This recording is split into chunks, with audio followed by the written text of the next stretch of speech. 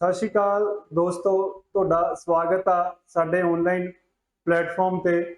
ਜਿਵੇਂ ਕਿ ਤੁਹਾਨੂੰ ਪਤਾ ਹੀ ਆ, ਪੰਜਾਬ ਦੇ ਵਿੱਚ ਪੀਟੀਆਈ 2000 ਪੋਸਟਾਂ ਦਾ ਬਹੁਤ ਬੋਲਬਾਲਾ ਚੱਲ ਰਿਹਾ ਆ। ਤਾਂ ਉਹਨਾਂ ਦੇ ਰਿਲੇਟਿਡ ਹੀ ਉਹਨਾਂ ਪੋਸਟਾਂ ਨੂੰ ਲੈ ਕੇ ਹੀ ਆਪਾਂ ਫਿਜ਼ੀਕਲ ਐਜੂਕੇਸ਼ਨ ਦਾ ਪੀਟੀਆਈ 2000 ਪੋਸਟਾਂ ਦੇ ਲਈ ਜਿਹੜਾ ਬੈਚ ਆ ਉਹਦੀ ਸ਼ੁਰੂਆਤ ਕਰੀ ਹੋਈ ਆ। ਤੇ ਉਹਦੇ ਰਿਲੇਟਿਡ ਹੀ ਟੌਪਿਕ ਆ ਜਿਹੜੇ ਜਾਂ ਉਹਦੇ ਐਮਸੀਕਿਊ ਆ ਉਹ ਆਪਾਂ ਕਰਾਉਂਦੇ ਰਹਿੰਦੇ ਆ। ਸੋ ਬਹੁਤ ਹੀ ਇੱਕ ਅਹਿਮ ਟੌਪਿਕ ਨਿਊਟ੍ਰੀਸ਼ਨ ਉਹ ਆਪਾਂ ਕਵਰ ਕਰ ਚੁੱਕੇ ਹਾਂ। ਸੋ ਉਹਦੇ ਇੱਕ ਟੌਪਿਕ ਵਿਟਾਮਿਨਸ ਦੀ ਤੁਸੀਂ ਵੀਡੀਓ ਵੀ ਦੇਖੀ ਹੋਊਗੀ, ਉਹਨਾਂ ਦੀ ਅੱਜ ਐਮਸੀਕਿਊ ਆਪਾਂ ਕਰਾਂਗੇ ਜੀ। ਸਭ ਤੋਂ ਪਹਿਲਾਂ ਤੁਹਾਡਾ ਸਵਾਗਤ ਆ ਪੰਜਾਬ ਕਲਾਸਿਸ ਜਲਾਲਾਬਾਦ ਤੇ। ਇਹ ਸਾਡੇ ਬੈਚ ਦੇ ਬਾਰੇ ਜਾਣਕਾਰੀ ਹੈ ਜੀ। ਇਸ ਸਾਈਡ ਮੇਰੀ ਕੁਆਲੀਫਿਕੇਸ਼ਨ ਆ, ਇਹ ਤੁਸੀਂ ਦੇਖ ਲਿਓ। ਬਾਰ-ਬਾਰ ਆਪਣੇ ਮੂੰਹੋਂ ਮੀਆਂ ਮੀਠ ਬਣਨਾ ਚੰਗਾ ਜਾਂ ਨਹੀਂ ਲੱਗਦਾਗਾ। ਤੇ ਇਹ ਸਾਡੇ ਕੋਰਸ ਬਾਰੇ ਜਾਣਕਾਰੀ ਆ। ਫਿਲਹਾਲ 40% ਦਾ ਜਿਹੜਾ ਡਿਸਕਾਊਂਟ ਚੱਲ ਰਿਹਾ ਜੀ ਫੀਸ ਦੇ ਉੱਪਰ, 40% ਦਾ ਡਿਸਕਾਊਂਟ ਚੱਲ ਰਿਹਾ। ਤਾਂ ਮਾਤਰ 3000 ਰੁਪਏ ਫੀਸ ਹੈ ਜੀ ਸਾਡੀ। ਇਹਦੇ ਲਈ ਤੁਸੀਂ ਸਾਡੇ ਜੇਕਰ ਡੈਮੋ ਕਲਾਸਿਸ ਦੇਖਣੀਆਂ ਹੋਣ ਤਾਂ ਸਾਡੇ YouTube ਚੈਨਲ ਪੰਜਾਬ ਕਲਾਸਿਸ ਤੇ ਜਾ ਕੇ ਦੇਖ ਸਕਦੇ ਹੋ। ਇਸ ਤੋਂ ਇਲਾਵਾ ਇਹਦੇ ਵਿੱਚ ਤੁਹਾਨੂੰ ਕੀ ਕੀ ਮਿਲੂਗਾ ਜੀ, ਇਹਦੇ ਸਾਰੀਆਂ ਕਲਾਸਿਸ ਜਿੰਨੀਆਂ ਵੀ ਹੋਣਗੀਆਂ ਤੁਹਾਨੂੰ ਸਾਡੇ ਗੂਗਲ ਪਲੇ ਸਟੋਰ ਤੇ ਸਾਡੀ ਐਪਲੀਕੇਸ਼ਨ ਮਿਲ ਜੂਗੀ। ਉਹਦੇ ਐਪਲੀਕੇਸ਼ਨ ਦੇ ਵਿੱਚ ਤੁਹਾਨੂੰ live classes plus recorded classes ਮਿਲਣਗੀਆਂ ਤੇ ਨਾਲ ਹੀ ਤੁਹਾਨੂੰ PDF ਫਾਰਮ ਦੇ ਵਿੱਚ ਸਾਰਾ ਮਟੀਰੀਅਲ ਵੀ ਪ੍ਰੋਵਾਈਡ ਕਰਵਾਇਆ ਜਾਊਗਾ। ਅੱਗੇ ਚੱਲਦੇ ਹਾਂ ਜੀ ਟੌਪਿਕ ਦੇ ਵੱਲ। ਤਾਂ ਆਪਣੇ ਅੱਜ ਜਿਹੜੇ ਕੁਐਸਚਨ ਆ ਉਹ ਕੁਐਸਚਨ ਆਪਣੇ ਨਿਊਟ੍ਰੀਐਂਟਸ ਤੇ ਨਿਊਟ੍ਰੀਸ਼ਨ ਤੇ ਹੋਣਗੇ। ਸਭ ਤੋਂ ਪਹਿਲੇ ਕੁਐਸਚਨ ਦੀ ਜੇਕਰ ਗੱਲ ਕਰਦੇ ਹਾਂ, ਸਭ ਤੋਂ ਪਹਿਲਾ ਕੁਐਸਚਨ ਕਿਹੜਾ ਹੈ, ਵਿਚ of the following is the most essential nutrients for a woman during her initial stages of pregnancy to prevent birth defects। ਜਿਹੜੀ ਔਰਤ ਆ ਜਦੋਂ ਬੱਚਾ ਸਟਾਰਟਿੰਗ ਦੇ ਵਿੱਚ ਗਰਭ ਦੇ ਵਿੱਚ ਹੁੰਦਾ ਆ ਤਾਂ ਉਹ ਬੱਚੇ ਨੂੰ ਡਿਫੈਕਟ ਤੋਂ ਬਚਾਉਣ ਦੇ ਲਈ ਇਹਨਾਂ ਦੇ ਵਿੱਚੋਂ ਕਿਹੜਾ ਨਿਊਟ੍ਰੀਐਂਟਸ ਜ਼ਰੂਰੀ ਆ। ਤਾਂ ਆਪਾਂ ਕਰਿਆ ਹੋਇਆ ਆ, ਇਹ ਵਿਟਾਮਿਨਸ ਦੇ ਵਿੱਚ ਕਰਿਆ ਹੋਇਆ ਆ। ਜਿਨ੍ਹਾਂ ਨੇ ਵੀਡੀਓ ਦੇਖੀ ਆ ਉਹਨਾਂ ਨੂੰ ਪਤਾ ਹੋਊਗਾ। ਤਾਂ B1 ਕਿਹੜਾ ਹੁੰਦਾ ਜੀ, ਥਾਇਆਮਾਈਨ, ਥਾਇਆਮਾਈਨ ਆ। ਉਸ ਤੋਂ ਬਾਅਦ ਫੋਲਿਕ ਐਸਿਡ B9 ਹੁੰਦਾ ਆ। ਵਿਟਾਮਿਨ C ਨੂੰ ਇਹਦਾ ਅਦਰ ਨੇਮ ਕੀ ਹੁੰਦਾ ਜੀ, ਐਸਕੋਰਬਿਕ ਐਸਿਡ ਇਹਦਾ ਅਦਰ ਨੇਮ ਆ। Vitamin E ਟੋਕਿਓਫੈਰੋਲ। ਤਾਂ ਇਹਨਾਂ ਦੇ ਵਿੱਚੋਂ ਕਿਹੜਾ ਉਹ ਵਿਟਾਮਿਨ ਆ ਜਿਹਦੀ ਕਮੀ ਦੇ ਕਰਕੇ ਇਹ ਡਿਫੈਕਟ ਹੁੰਦਾ ਆ। ਡਿਫੈਕਟ ਕਿਹੜਾ ਸੀਗਾ, ਨਿਊਰਲ ਬੇਬੀ ਸਿੰਡਰਮ ਸੀਗਾ, ਜਿਹਦੇ ਵਿੱਚ ਕੀ ਹੁੰਦਾ ਆ, ਬੱਚੇ ਦਾ ਜਾਂ ਤਾਂ ਸਿਰ ਦਾ ਸਾਈਜ਼ ਵੱਧ ਜਾਂਦਾ ਜਾਂ ਛੋਟਾ ਹੋ ਜਾਂਦਾ। ਬ੍ਰੇਨ ਦੇ ਨਾਲ ਰਿਲੇਟਿਡ ਬਿਮਾਰੀ ਆ, ਸਿਰ ਦੇ ਨਾਲ ਰਿਲੇਟਿਡ ਬਿਮਾਰੀ ਆ, ਜਾਂ ਸਾਡੀ ਜਿਹੜੀ ਸਪਾਈਨਲ ਕੋਡ ਆ, ਜਿਹੜੀ ਰੀੜ ਦੀ ਹੱਡੀ ਆ ਤੇ ਸਪਾਈਨਲ ਕੋਡ ਆ ਉਹਦੇ ਵਿੱਚ ਆ, ਉਹਦੇ ਨਾਲ ਰਿਲੇਟਿਡ ਬਿਮਾਰੀ ਆ। ਉਹ ਬਿਮਾਰੀ ਹੁੰਦੀ ਆ ਬੱਚੇ ਨੂੰ ਜਨਮ ਤੋਂ ਹੀ ਹੋ ਜਾਂਦੀ ਆ। ਤਾਂ ਕਿਹਦੀ ਕਮੀ ਕਰਕੇ ਹੁੰਦੀ ਆ ਜਾਂ ਕਿਹੜਾ ਉਹ ਵਿਟਾਮਿਨ ਆ ਜਿਹੜਾ ਆਪਾਂ ਖਾਈਏ ਤਾਂ ਉਹਦੇ ਤੋਂ ਬਚਿਆ ਜਾ ਸਕਦਾ ਆ। ਤਾਂ ਉਹ ਕਿਹੜਾ ਆ ਜੀ, ਉਹ ਆ B, ਫੋਲਿਕ ਐਸਿਡ B9। ਜੇਕਰ B1 ਦੀ ਗੱਲ ਕਰੀਏ ਤਾਂ ਇਹਦੇ ਤੋਂ ਬੇਰੀ ਰੋਗ ਹੁੰਦਾ ਆ। C ਕਰਕੇ ਸਕਰਵੀ ਰੋਗ ਹੁੰਦਾ ਆ। ਤੇ ਜਿਹੜਾ E ਆ ਇਹ ਕੈਂਸਰ ਵਗੈਰਾ ਦੇ ਰੋਗਾਂ ਨੂੰ ਠੀਕ ਕਰਨ ਦੇ ਵਿੱਚ ਹੈਲਪ ਕਰਦਾ ਆ ਤੇ ਆਪਣਾ ਜਿਹੜਾ ਕੋਲੇਸਟ੍ਰੋਲ ਆ ਉਹਨੂੰ ਘੱਟ ਕਰਦਾ ਸਾਡੀ ਬੋਡੀ ਦੇ ਵਿੱਚ। ਅੱਗੇ ਚੱਲਦੇ ਹਾਂ ਜੀ ਦੂਸਰੇ ਕੁਐਸਚਨ ਦੇ ਵੱਲ। Which is the leading cause of blindness in children worldwide.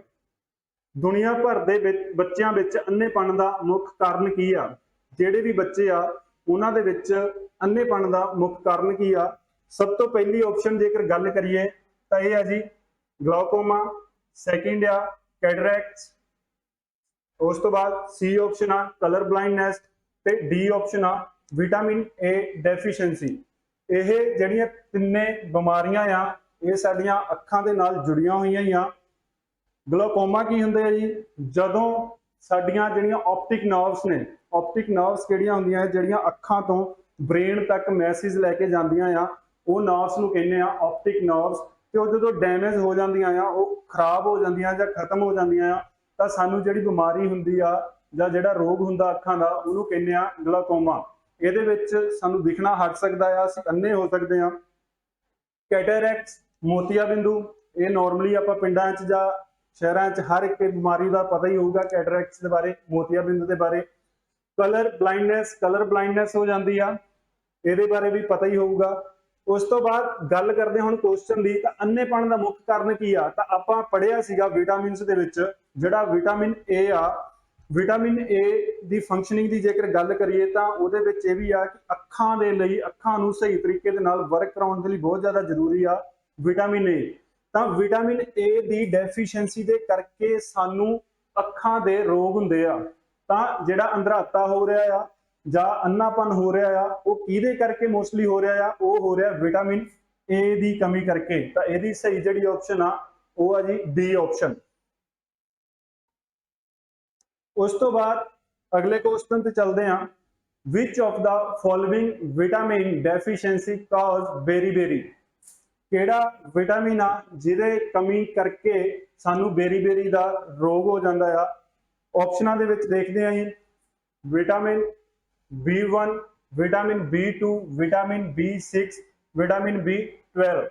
ਜੇ ਇਹਨਾਂ ਦੇ ਅਦਰ ਨੇਮਸ ਦੀ ਗੱਲ ਕਰੀਏ, ਆਪਾਂ ਵਿਟਾਮਿਨਸ ਦੇ ਨਾਲ ਅਦਰ ਨੇਮ ਵੀ ਕਰੇ ਸੀ, ਤਾਂ B1 ਦਾ ਕਿਹੜਾ ਹੈ ਜੀ? ਥਾਇਆਮਾਈਨ ਆ, B2 ਰੈਬੋਫਲੇਵਿਨ ਆ, B6 ਪੈਰੀਡੋਕਸਾਈਨ ਤੇ B12 ਕੋਲੀਕੋਬਲਾਮਿਨ ਜਾਂ ਸਿਰਫ ਕੋਬਲਾਮਿਨ ਵੀ ਕਹਿ ਸਕਦੇ ਹੋ। ਤਾਂ ਇਹਦੇ ਅਦਰ ਨੇਮ ਹੈ, ਮੈਂ ਤਾਂ ਬੋਲ ਰਿਹਾ ਤਾਂ ਜੋ ਕਿ ਸੁਣ ਕੇ ਬਾਰ-ਬਾਰ ਜਦੋਂ ਇਹ ਚੀਜ਼ਾਂ ਰਿਪੀਟ ਹੋਣਗੀਆਂ ਤਾਂ ਤੁਹਾਨੂੰ ਯਾਦ ਹੋ ਜਾਣਗੀਆਂ। ਇੱਕ ਵਾਰ ਪੜ੍ਹਨ ਦੇ ਨਾਲ ਕੋਈ ਵੀ ਇਹੋ ਜਿਹਾ ਇਨਸਾਨ ਨਹੀਂ ਜਿਹਨੂੰ ਯਾਦ ਹੋ ਜਾਏ, ਜੋ ਯੂਜ਼ ਨਹੀਂ ਕਰਾਂਗੇ ਤਾਂ ਭੁੱਲ ਹੀ ਜਾਵਾਂਗੇ ਆਪਾਂ। ਤਾਂ ਹੁਣ ਇਹਦੇ ਵਿੱਚੋਂ ਆਪਾਂ ਦੱਸਣਾ ਕਿ ਕਿਹਦੇ ਕਰਕੇ, ਇਹਦੀ ਕਮੀ ਕਰਕੇ ਬੇਰੀ-ਬੇਰੀ ਰੋਗ ਹੁੰਦਾ ਆ। ਤਾਂ B1 ਕਰਕੇ ਸਾਨੂੰ ਬੇਰੀ-ਬੇਰੀ ਰੋਗ ਹੁੰਦਾ ਹੈ ਜੀ। B1 ਕਰਕੇ ਬੇਰੀ-ਬੇਰੀ ਰੋਗ ਹੁੰਦਾ ਆ। ਵਿਟਾਮਿਨ B2 ਆ ਜਿਹੜਾ, ਉਹ ਅੱਖਾਂ ਦੀ ਰੋਸ਼ਨੀ ਦੇ ਲਈ ਸਾਨੂੰ ਹੈਲਪ ਕਰਦਾ ਆ, B2 ਵੀ। B6 ਵੀ ਆ ਜਿਹੜਾ, ਇਹ ਸਾਨੂੰ ਮੈਟਾਬੋਲਿਜ਼ਮ ਦੇ ਵਿੱਚ ਕੰਮ ਕਰਦਾ ਆ ਤੇ ਇਹਦੇ ਕਰਕੇ ਇਨਸੋਮਨੀਆ ਆ ਜਿਹੜਾ, ਉਹਦੇ ਵਿੱਚ ਘਾਟ ਆਉਂਦੀ, ਮਤਲਬ ਇਨਸੋਮਨੀਆ ਤੋਂ ਵੀ ਪ੍ਰੀਵੈਂਸ਼ਨ ਕਰਦਾ ਆ। ਜਿਹੜਾ B12 ਆ, ਇਹ RBC ਪ੍ਰੋਡਿਊਸ ਕਰਨ ਦੇ ਵਿੱਚ ਹੈਲਪ ਕਰਦਾ ਆ। ਇਹਦੀ ਜਿਹੜੀ ਸਹੀ ਆਪਸ਼ਨ ਆ ਉਹ ਆ A। ਤਾਂ ਹੁਣ ਬੇਰੀ-ਬੇਰੀ ਰੋਗ ਹੁੰਦਾ ਆ। ਬੇਰੀ-ਬੇਰੀ ਦੀ ਜੇ ਗੱਲ ਕਰੀਏ ਤਾਂ ਬੇਰੀ-ਬੇਰੀ ਵੀ ਅੱਗੇ 3 ਤਰ੍ਹਾਂ ਦਾ ਆ। ਇਹਦੇ ਚੋਂ ਮੇਨ ਜਿਹੜੇ ਟਾਈਪ ਆ ਉਹ 2 ਟਾਈਪ ਆ। ਉਹ ਕਿਹੜੇ-ਕਿਹੜੇ ਆ ਜੀ? ਉਹ ਆ ਵੈਟ ਬੇਰੀ-ਬੇਰੀ ਤੇ ਡਰਾਈ ਬੇਰੀ-ਬੇਰੀ। ਵੈਟ ਬੇਰੀ-ਬੇਰੀ ਤੇ ਡਰਾਈ ਬੇਰੀ-ਬੇਰੀ। ਵੈਟ ਬੇਰੀ-ਬੇਰੀ ਕਿਹਦੇ ਨਾਲ ਰਿਲੇਟਡ ਆ? ਕਾਰਡੀਓਵੈਸਕੂਲਰ ਜਿਹੜਾ ਸਿਸਟਮ ਆ ਉਹਨੂੰ ਅਫੈਕਟ ਕਰਦਾ ਆ। ਉਹਦੇ ਜਿਹੜਾ ਸਿਸਟਮ ਦੇ ਵਿੱਚ ਜਿਹੜਾ ਕਾਰਜ ਪ੍ਰਣਾਲੀ ਆ, ਇਹਦੀ ਕਾਰਡੀਓਵੈਸਕੂਲਰ ਸਿਸਟਮ ਦੀ ਕਾਰਜ ਪ੍ਰਣਾਲੀ ਨੂੰ ਅਫੈਕਟ ਕਰਦਾ ਆ। ਉਹਦੇ ਵਿੱਚ ਕੁਛ ਨਾ ਕੁਛ ਦੁਵਿਧਾ ਆ ਜਾਊਗੀ। ਤਾਂ ਉਹ ਕਿਹੜਾ ਰੋਗ ਹੋਊਗਾ ਜੀ? ਬੇਰੀ-ਬੇਰੀ ਆ ਜਿਹੜਾ, ਸੌਰੀ ਵੈਟ ਬੇਰੀ-ਬੇਰੀ। ਜੇ ਡਰਾਈ ਬੇਰੀ-ਬੇਰੀ ਦੀ ਗੱਲ ਕਰੀਏ ਤਾਂ ਇਹ ਇਫੈਕਟ ਕਿਹਨੂੰ ਕਰੂਗਾ ਜੀ? ਇਹ ਸਾਡੇ ਨਰਵਸ ਸਿਸਟਮ ਨੂੰ ਅਫੈਕਟ ਕਰੂਗਾ। ਨਰਵਸ ਸਿਸਟਮ ਕੀ ਆ ਸਾਡਾ? ਇਹ ਬ੍ਰੇਨ ਤੇ ਸਪਾਈਨਲ ਕੋਰਡ ਜਿਹੜਾ ਮਿਲ ਕੇ ਜੋ ਵੀ ਸਿਸਟਮ ਬਣ ਰਿਹਾ, ਜੋ ਵੀ ਸਾਡੇ ਮੈਸੇਜ ਆ ਰਹੇ ਆ ਸਾਡੇ ਅਲੱਗ-ਅਲੱਗ ਬੋਡੀ ਪਾਰਟਸ ਦੇ ਤੱਕ, ਉਹ ਕਿਹਦੇ ਰਾਹੀਂ ਆ ਰਿਹਾ? ਉਹ ਸਾਡੇ ਨਰਵਸ ਸਿਸਟਮ ਦਾ ਹੀ ਹਿੱਸਾ ਆ। ਅੱਗੇ ਚੱਲਦੇ ਆ ਜੀ ਨੈਕਸਟ ਕੁਐਸਚਨ ਦੇ ਵੱਲ। ਅਗਲਾ ਕੁਐਸਚਨ ਆ, which of the following is a fat soluble vitamins? Vitamins ਦੇ ਵਿੱਚ ਆਪਾਂ ਕਰਿਆ ਸੀਗਾ 2 ਤਰ੍ਹਾਂ ਦੇ ਵਿਟਾਮਿਨਸ ਹੁੰਦੇ ਆ, ਫੈਟ ਸੋਲੇਬਲ ਤੇ ਵਾਟਰ ਸੋਲੇਬਲ। ਜਿਹੜੇ ਫੈਟ ਦੇ ਵਿੱਚ ਘੁਲਣਸ਼ੀਲ ਹੁੰਦੇ ਆ ਜਾਂ ਫੈਟ ਦੇ ਵਿੱਚ ਸਟੋਰ ਹੋ ਕੇ ਰਹਿੰਦੇ ਆ, ਉਹ ਕਿਹੜੇ ਆ? ਫੈਟ ਸੋਲੇਬਲ। ਤੇ ਜਿਹੜੇ ਵਾਟਰ ਦੇ ਵਿੱਚ, ਪਾਣੀ ਦੇ ਵਿੱਚ ਘੁਲਣਸ਼ੀਲ ਹੁੰਦੇ ਆ, ਉਹਨਾਂ ਨੂੰ ਆਪਾਂ ਕਹਿੰਦੇ ਆ ਵਾਟਰ ਸੋਲੇਬਲ। ਤਾਂ ਹੁਣ ਇਹਨਾਂ ਦੇ ਵਿੱਚੋਂ ਤੁਸੀਂ ਦੇਖੋ ਕਿ ਫੈਟ ਸੋਲੇਬਲ ਕਿਹੜਾ ਵਿਟਾਮਿਨ ਆ? ਆਪਸ਼ਨਾਂ ਦੀ ਗੱਲ ਕਰੀਏ ਤਾਂ ਸਭ ਤੋਂ ਪਹਿਲੀ ਆ vitamin B, second vitamin C, ਫਿਰ ਵਿਟਾਮਿਨ B12, ਵਿਟਾਮਿਨ K। ਇਹ B ਤੇ B12 ਇਹ ਦੋਨੋਂ B ਗਰੁੱਪ ਦੇ ਵਿਟਾਮਿਨਸ ਨੇ। B ਦਾ ਹੀ ਅੱਗੇ ਪਾਰਟ ਆ B12। B ਗਰੁੱਪ ਦੇ ਵਿੱਚ ਕਾਫੀ ਵਿਟਾਮਿਨਸ ਨੇ। B1 ਆ, B2 ਆ, B3 ਆ, B5 ਆ, B7 ਆ, B6 ਵੀ ਆ, B9 ਆ ਤੇ B12 ਆ। ਠੀਕ ਹੈ ਜੀ। ਹੁਣ ਗੱਲ ਕਰਦੇ ਆ ਕਿ ਫੈਟ ਸੋਲੇਬਲ ਕਿਹੜੇ-ਕਿਹੜੇ ਆ। ਆਪਾਂ ਫੈਟ ਸੋਲੇਬਲ ਦੇਖੀਏ ਤਾਂ ਜਿਹੜੇ ਵਿਟਾਮਿਨ ਆ A, ਉਸ ਤੋਂ ਬਾਅਦ D, E ਤੇ K, ਇਹ ਜਿਹੜੇ 4 ਆ, ਇਹ ਚਾਰੋਂ ਵਿਟਾਮਿਨਸ ਆ, ਇਹ ਫੈਟ ਸੋਲੇਬਲ ਆ। ਤੇ ਇਹਨਾਂ ਦੇ ਵਿੱਚੋਂ ਕਿਹੜਾ ਆ ਜੀ? K। ਸਿਰਫ ਤੇ ਸਿਰਫ K ਹੀ ਆ ਇਹਦੇ ਵਿੱਚ। C ਆ ਤੇ B ਤਾਂ ਦੋਨੇ B ਗਰੁੱਪ ਦੇ ਹੀ ਆ। ਤੇ ਇਹਦੀ ਸਹੀ ਆਪਸ਼ਨ ਕਿਹੜੀ ਹੋ ਜੂਗੀ? D ਆਪਸ਼ਨ ਇਹਦੀ ਸਹੀ ਆ। ਫੈਟ ਸੋਲੇਬਲ ਕਿਹੜਾ ਵਿਟਾਮਿਨ ਆ? Vitamin K। ਅੱਗੇ ਚੱਲਦੇ ਆ ਨੈਕਸਟ ਕੁਐਸਚਨ ਦੇ ਵੱਲ। Which of the following vitamin is also known as cobalamin? ਕਿਹੜਾ ਵਿਟਾਮਿਨ ਆ ਜਿਹਦਾ ਅਦਰ ਨੇਮ ਕੋਬਲਾਮਿਨ ਆ, ਜਾਂ ਜਿਹਨੂੰ ਕੋਬਲਾਮਿਨ ਵੀ ਕਿਹਾ ਜਾਂਦਾ ਆ, ਕੋਲੀਕੋਬਲਾਮਿਨ ਵੀ ਇਹਨੂੰ ਕਿਹਾ ਜਾਂਦਾ ਆ। ਤਾਂ B11 ਦੀ ਜੇਕਰ ਗੱਲ ਕਰੀਏ ਤਾਂ B11 ਵਿਟਾਮਿਨ ਹੈ ਹੀ ਨਹੀਂਗਾ, B ਗਰੁੱਪ ਦਾ ਟਾਈਪ ਹੈ ਹੀ ਨਹੀਂਗਾ B11। ਉਸ ਤੋਂ ਬਾਅਦ B2 ਇਹਨੂੰ ਰਿਬੋਫਲੇਵਿਨ ਕਿਹਾ ਜਾਂਦਾ ਆ, B6 ਪੈਰੀਡੋਕਸਾਈਨ ਹੈ ਜੀ, ਤੇ B12 ਆ ਜਿਹੜਾ ਇਹਨੂੰ ਕੋਬਲਾਮਿਨ ਕਿਹਾ ਜਾਂਦਾ ਆ ਜਾਂ ਕੋਲੀਕੋਬਲਾਮਿਨ ਕਿਹਾ ਜਾਂਦਾ ਆ। ਤੇ ਇਹ ਕੰਮ ਕੀ ਕਰਦਾ ਆ, ਇਹ ਆਰਬੀਸੀ ਬਣਾਉਣ ਦੇ ਵਿੱਚ ਹੈਲਪ ਕਰਦਾ ਆ। ਉਸ ਤੋਂ ਬਾਅਦ ਅਗਲਾ ਕੁਐਸਚਨ ਆ, weakness in muscles and increase in the fragility of red blood cell is caused due to the, ਉਹ ਜਿਹੜਾ ਵਿਟਾਮਿਨ ਆ ਮਾਸਪੇਸ਼ੀਆਂ ਵਿੱਚ ਕਮਜ਼ੋਰੀ ਅਤੇ ਲਾਲ ਰਕਤਾਣੂਆਂ ਦੀ ਕਮਜ਼ੋਰੀ ਵਿੱਚ ਵਾਧਾ ਡੈਸ਼ ਦੇ ਕਾਰਨ ਹੁੰਦਾ ਆ। ਕਿਹੜੇ ਵਿਟਾਮਿਨ ਕਰਕੇ ਜਿਹੜੇ ਸਾਡੇ ਰੈੱਡ ਬਲੱਡ ਸੈੱਲ ਆ ਉਹ ਕਮਜ਼ੋਰ ਹੋਣ ਲੱਗ ਜਾਂਦੇ ਆ ਜਾਂ ਜਿਹੜਾ ਮਸਲਸ ਨੇ ਉਹ ਵੀਕ ਹੋਣ ਲੱਗ ਜਾਂਦੇ ਆ।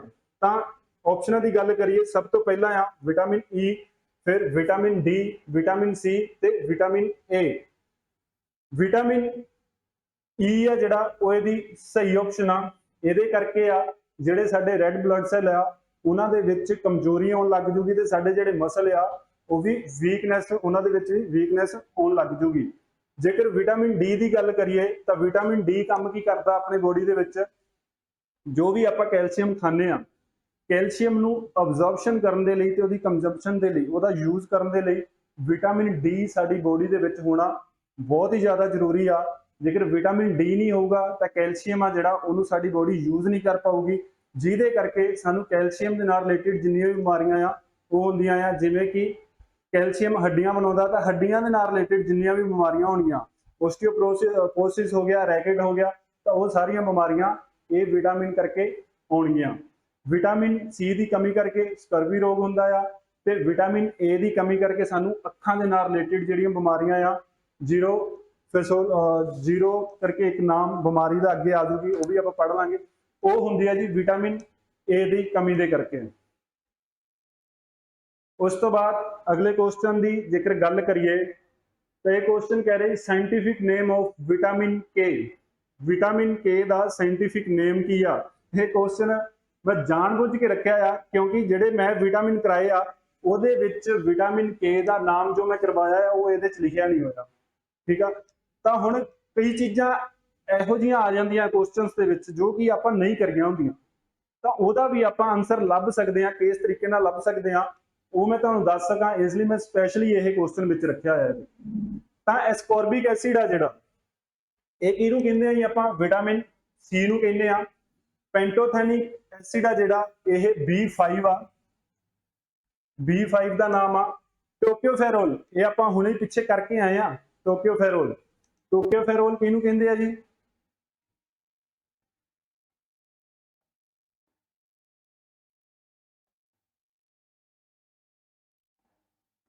ਟੋਕਿਓਫੇਰੋਲ ਆਪਾਂ ਇੱਥੇ ਕਰਕੇ ਗਏ ਆ, ਜੇ ਤੁਸੀਂ ਧਿਆਨ ਦਿੱਤਾ ਹੋਵੇ ਤਾਂ। ਵਿਟਾਮਿਨ ਈ ਨੂੰ ਟੋਕਿਓਫੇਰੋਲ ਕਹਿੰਦੇ ਆ।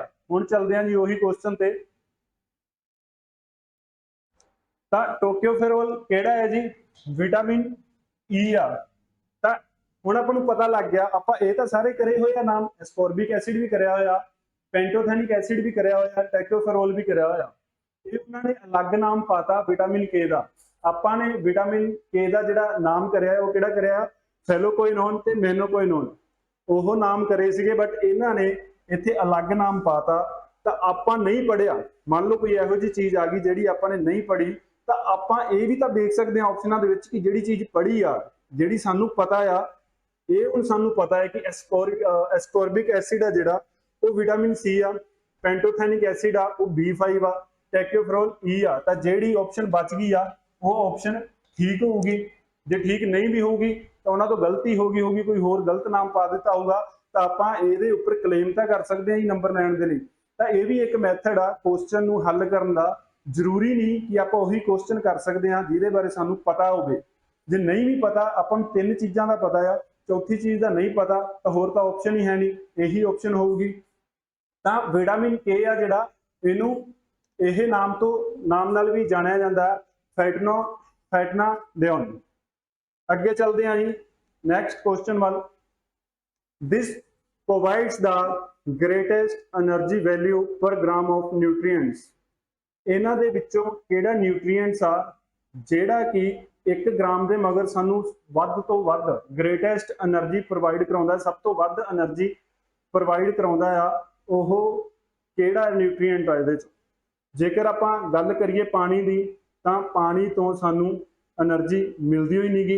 ਇਹ ਹੋਰ ਸਾਡੇ ਬੋਡੀ ਦੇ ਵਿੱਚ ਬਹੁਤ ਸਾਰੇ ਇਸੈਂਸ਼ੀਅਲ ਰੋਲ ਆ ਜਿਹੜੇ ਉਹ ਨਿਭਾਉਂਦਾ ਆ, ਬਟ ਸਾਨੂੰ એનર્ਜੀ ਤਾਂ ਨਹੀਂ ਦਿੰਦਾਗਾ। ਤਾਂ એનર્ਜੀ ਸਾਨੂੰ ਕਿਹਨਾਂ ਤੋਂ ਮਿਲਦੀ ਆ ਜੀ? ਇਹਨਾਂ ਤਿੰਨਾਂ ਤੋਂ ਮਿਲਦੀ ਆ। ਸਭ ਤੋਂ ਪਹਿਲਾਂ ਸਾਡੀ ਬੋਡੀ એનર્ਜੀ ਯੂਜ਼ ਕਰਦੀ ਹੈ ਕਾਰਬੋਹਾਈਡਰੇਟਸ ਤੋਂ, ਫਿਰ ਫੈਟ ਤੋਂ ਤੇ ਫਿਰ ਪ੍ਰੋਟੀਨ ਤੋਂ।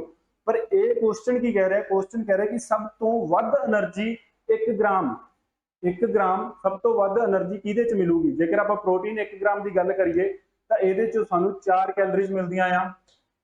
ਫੈਟ ਦੀ ਗੱਲ ਕਰੀਏ ਤਾਂ 9 ਕੈਲਰੀਜ਼ ਮਿਲਦੀਆਂ ਆ ਤੇ ਕਾਰਬੋਹਾਈਡਰੇਟਸ ਚ ਵੀ ਸਾਨੂੰ 4 ਕੈਲਰੀਜ਼ ਮਿਲਦੀਆਂ ਆ। ਤਾਂ ਸਭ ਤੋਂ ਵੱਧ ਕਿਹਦੇ ਚੋਂ ਮਿਲ ਰਹੀਆਂ ਆ? ਫੈਟ ਦੇ ਵਿੱਚੋਂ ਮਿਲ ਰਹੀਆਂ ਆ, 9 ਕੈਲਰੀਜ਼ ਮਿਲ ਰਹੀਆਂ ਆ। ਤਾਂ ਸਹੀ ਆਪਸ਼ਨ ਕੀ ਹੋ ਜਾਊਗੀ? ਫੈਟ। ਫੈਟ ਸਾਨੂੰ ਸਭ ਤੋਂ ਵੱਧ એનર્ਜੀ ਪ੍ਰੋਵਾਈਡ ਕਰਾਉਂਦਾ ਆ। ਅਗਲੇ ਕੁਐਸਚਨ ਤੇ ਚੱਲਦੇ ਆ। Caloric value for proteins, carbohydrates and fat. ਜਿਹੜਾ ਪ੍ਰੋਟੀਨ ਆ, ਕਾਰਬੋਹਾਈਡਰੇਟ ਆ ਤੇ ਫੈਟ ਆ, ਇਹਦੀ ਕੈਲਰੀ ਵੈਲਿਊ ਕੀ ਆ? ਕੈਲਰੀਜ਼ ਕੀ ਹੁੰਦੀ ਆ? ਇਹ ਆਪਾਂ ਕਰ ਚੁੱਕੇ ਆ। ਜੇਕਰ ਜਿਹੜੇ ਵੀ ਸਟੂਡੈਂਟ ਸਾਡੇ ਨਾਲ ਜੁੜੇ ਹੋਏ ਆ, ਜਿਨ੍ਹਾਂ ਨੇ ਕਲਾਸਿਸ ਲਾਈਆਂ ਆ, ਉਹਨਾਂ ਨੂੰ ਪਤਾ ਹੈ ਕਿ ਕੈਲਰੀਜ਼ ਕੀ ਆ ਤੇ ਇਹਦੀ ਵੈਲਿਊ ਕਿਵੇਂ ਮਾਪੀ ਜਾਂਦੀ ਆ। ਹੁਣ ਗੱਲ ਕਰਦੇ ਆ ਜੀ ਪ੍ਰੋਟੀਨ, ਕਾਰਬੋਹਾਈਡਰੇਟਸ ਤੇ ਜਿਹੜਾ ਫੈਟ ਆ, ਇਹਦੀ ਕੈਲਰੀਕ ਵੈਲਿਊ ਦੀ। ਤਾਂ ਤੁਸੀਂ ਦੇਖੋ ਹੁਣੇ ਆਪਾਂ ਪਿਛਲੇ ਕੁਐਸਚਨ 'ਚ ਤੁਹਾਨੂੰ ਦੱਸ ਕੇ ਹਟਿਆ ਇਹਨਾਂ ਦੀ ਇਹ ਕੈਲਰੀਕ ਵੈਲਿਊ ਆ ਕਿ 1 ਗ੍ਰਾਮ ਦੇ ਮਗਰ ਇਹ 4 ਕੈਲਰੀਜ਼ ਦਿੰਦੇ ਆ, ਜਿਹੜੀ ਫੈਟ ਆ 9 ਕੈਲਰੀਜ਼ ਦਿੰਦੀ ਆ, ਕਾਰਬੋਹਾਈਡਰੇਟਸ ਵੀ 4 ਕੈਲਰੀਜ਼ ਦਿੰਦੀਆਂ ਆ। ਤਾਂ ਹੁਣ ਇਹਦੇ 'ਚ ਦੇਖੋ ਕਿ ਇਹਦੇ ਅਕੋਰਡਿੰਗ ਕਿਹੜਾ ਸੀਕੁਐਂਸ ਬਣ ਰਿਹਾ ਆ। 80 ਕੈਲਰੀਜ਼, 40 ਕੈਲਰੀ, 100 ਕੈਲਰੀ, ਇੰਨੀਆਂ ਤਾਂ ਹੈ ਹੀ ਨਹੀਂ ਆ। 5.6, 4.1, 9.45 ਜੋ ਦੱਸਿਆ ਆ ਉਹਦੇ ਹਿਸਾਬ ਨਾਲ ਤਾਂ ਇਹ ਵੀ ਠੀਕ ਨਹੀਂ ਗਈਆਂ। 100 ਕੈਲਰੀ, 5.68 ਕੈਲਰੀਜ਼, 30 ਕੈਲਰੀਜ਼, ਇਹ ਵੀ ਨਹੀਂ ਹੈਗੀਆਂ ਜੀ। ਜੇ ਇਹਦੀ ਗੱਲ ਕਰੀਏ 4.68 ਕੈਲਰੀਜ਼, 50 ਕੈਲਰੀਜ਼, 80 ਕੈਲਰੀਜ਼, ਤਾਂ ਇਹ ਵੀ ਨਹੀਂ ਹੈਗੀਆਂ। ਤਾਂ ਜੋ ਮਿਲਦਾ ਜੁਲਦਾ ਆ ਉਹ ਇਹ ਆ। ਜਿਹੜੀ ਆਪਾਂ ਪਿਛਲੇ ਕੁਐਸਚਨ ਦੀ ਜੇਕਰ ਗੱਲ ਕਰੀਏ, ਇਹ ਤੁਹਾਨੂੰ ਜੋ ਦੱਸਿਆ ਗਿਆ ਆ ਇਹ ਐਵਰੇਜ ਆ, ਇਹ ਐਵਰੇਜ ਆ, ਬਿਲਕੁਲ ਐਕੂਰੇਟ ਨਹੀਂ ਗੀ। ਜਾਂ ਜੋ ਸਾਡੀ ਬੋਡੀ ਕੰਜ਼ੰਪਸ਼ਨ ਕਰਦੀ ਆ ਆਪਾਂ ਉਹ ਕਹਿ ਸਕਦੇ ਹਾਂ। ਬਟ ਜੋ ਇੱਥੇ ਇਹਨਾਂ ਨੇ ਵੈਲਿਊ ਲਿਖੀ ਆ, ਸਭ ਤੋਂ ਪਹਿਲਾਂ ਪ੍ਰੋਟੀਨ ਦੀ ਇਹਨਾਂ ਨੇ ਲਿਖਤੀ ਹੈ ਜੀ 5.65 ਕੈਲਰੀਜ਼। ਬਟ ਆਪਾਂ ਬੁੱਕਸ ਵਿੱਚ ਵੀ ਦੇਖੀਏ ਜਾਂ ਕਿਧਰੇ ਵੀ ਦੇਖੋਗੇ ਤੁਹਾਨੂੰ ਪ੍ਰੋਟੀਨ ਦੀ ਜਿਹੜੀ ਕੈਲਰੀਜ਼ ਆ ਉਹ ਕਿੰਨੀਆਂ ਮਿਲਣਗੀਆਂ? 4 ਕੈਲਰੀਜ਼ ਹੀ ਮਿਲੂਗੀ। ਇਹਦੀ ਵੈਲਿਊ ਆ ਜਿਹੜੀ 1 ਗ੍ਰਾਮ ਦੇ ਮਗਰ 4 ਕੈਲਰੀ ਹੀ ਮਿਲੂਗੀ। ਬਟ ਜਿਹੜੇ ਬੱਚਿਆਂ ਨੇ ਕਲਾਸ ਲਾਈ ਆ ਉਹਨਾਂ ਨੂੰ ਪਤਾ ਹੋਊਗਾ ਕਿ 5.65 ਕੈਲਰੀਜ਼ ਕਿੱਥੇ ਮਿਲਦੀਆਂ ਆ। ਤਾਂ ਮੈਂ ਦੱਸਦਾ ਇਹ ਜਿਹੜੀ ਕੈਲਰੀਜ਼ ਹੈਗੀਆਂ ਆ 5.65। ਸਭ ਤੋਂ ਪਹਿਲਾਂ ਜਿਹੜਾ ਪ੍ਰੋਟੀਨ ਆ, ਕਾਰਬੋਹਾਈਡਰੇਟਸ ਤੇ ਫੈਟ ਆ, ਇਹ ਕਿਹੜੇ ਕਿਹੜੇ ਐਲੀਮੈਂਟਸ ਤੋਂ ਮਿਲ ਕੇ ਬਣਦਾ ਆ? ਜੇਕਰ ਆਪਾਂ ਫੈਟ ਦੀ ਗੱਲ ਕਰੀਏ, ਜੇਕਰ ਆਪਾਂ ਸਭ ਤੋਂ ਪਹਿਲਾਂ ਕਾਰਬੋਹਾਈਡਰੇਟਸ ਦੀ ਗੱਲ ਕਰਦੇ ਹਾਂ ਜੀ, ਉਸ ਤੋਂ ਬਾਅਦ ਫੈਟ ਦੀ ਗੱਲ, ਫਿਰ ਪ੍ਰੋਟੀਨ। ਤਾਂ ਇਹਦੇ ਵਿੱਚ ਕੀ ਹੈ ਜੀ? ਕਾਰਬੋਹਾਈਡਰੇਟਸ ਕਿਹਦੇ ਤੋਂ ਮਿਲ ਕੇ ਬਣਿਆ ਹੋਇਆ ਆ? ਕਾਰਬਨ ਤੋਂ, ਆਕਸੀਜਨ ਤੋਂ ਤੇ ਹਾਈਡਰੋਜਨ ਤੋਂ। ਹਾਈਡਰੋਜਨ ਨਾਲ ਇਹਨਾਂ ਤੋਂ ਮਿਲ ਕੇ ਬਣਦਾ ਆ। ਸੇਮ ਫੈਟ ਵੀ ਇਹਨਾਂ ਚੀਜ਼ਾਂ ਤੋਂ ਹੀ ਮਿਲ ਕੇ ਬਣਦੀ ਆ। ਬਟ ਜਿਹੜਾ ਪ੍ਰੋਟੀਨ ਆ ਉਹਦੇ ਵਿੱਚ ਇਹ ਐਲੀਮੈਂਟ ਵੀ ਹੁੰਦੇ ਆ, ਨਾਲ ਹੋਰ ਕੀ ਹੁੰਦਾ ਆ? ਉਹਦੇ ਨਾਈਟ੍ਰੋਜਨ ਉਹਦੇ ਨਾਲ ਮਿਕਸ ਹੁੰਦੀ ਆ। ਤੇ ਨਾਈਟ੍ਰੋਜਨ ਦੀ ਜਿਹੜੀ ਯੂਜ਼ ਆ ਜਾਂ ਉਹਦੀ ਕੰਜ਼ੰਪਸ਼ਨ ਆ ਉਹ ਸਾਡੀ ਬੋਡੀ ਨਹੀਂ ਕਰਦੀ, ਤਾਂ ਉਹਨੂੰ ਯੂਰੀਆ ਦੇ ਰਾਹੀਂ ਬਾਹਰ ਕੱਢ ਦਿੰਦੀ ਆ। ਯੂਰੀਆ ਬਣਾ ਕੇ ਸਾਡੇ ਯੂਰਿਨ ਦੇ ਰਾਹੀਂ ਬਾਹਰ ਕੱਢ ਦਿੰਦੀ ਆ। ਬਟ ਜੇ ਐਕਸੈਸ ਦੇ ਵਿੱਚ ਇਹਨੂੰ ਲਵਾਂਗੇ ਤਾਂ ਉਹ ਨਾਈਟ੍ਰੋਜਨ ਆ ਜਿਹੜੀ ਉਹ ਕਨਵਰਟ ਕਿਹਦੇ ਚ ਹੁੰਦੀ ਆ? ਯੂਰਿਕ ਐਸਿਡ ਦੇ ਵਿੱਚ ਕਨਵਰਟ ਹੁੰਦੀ ਆ।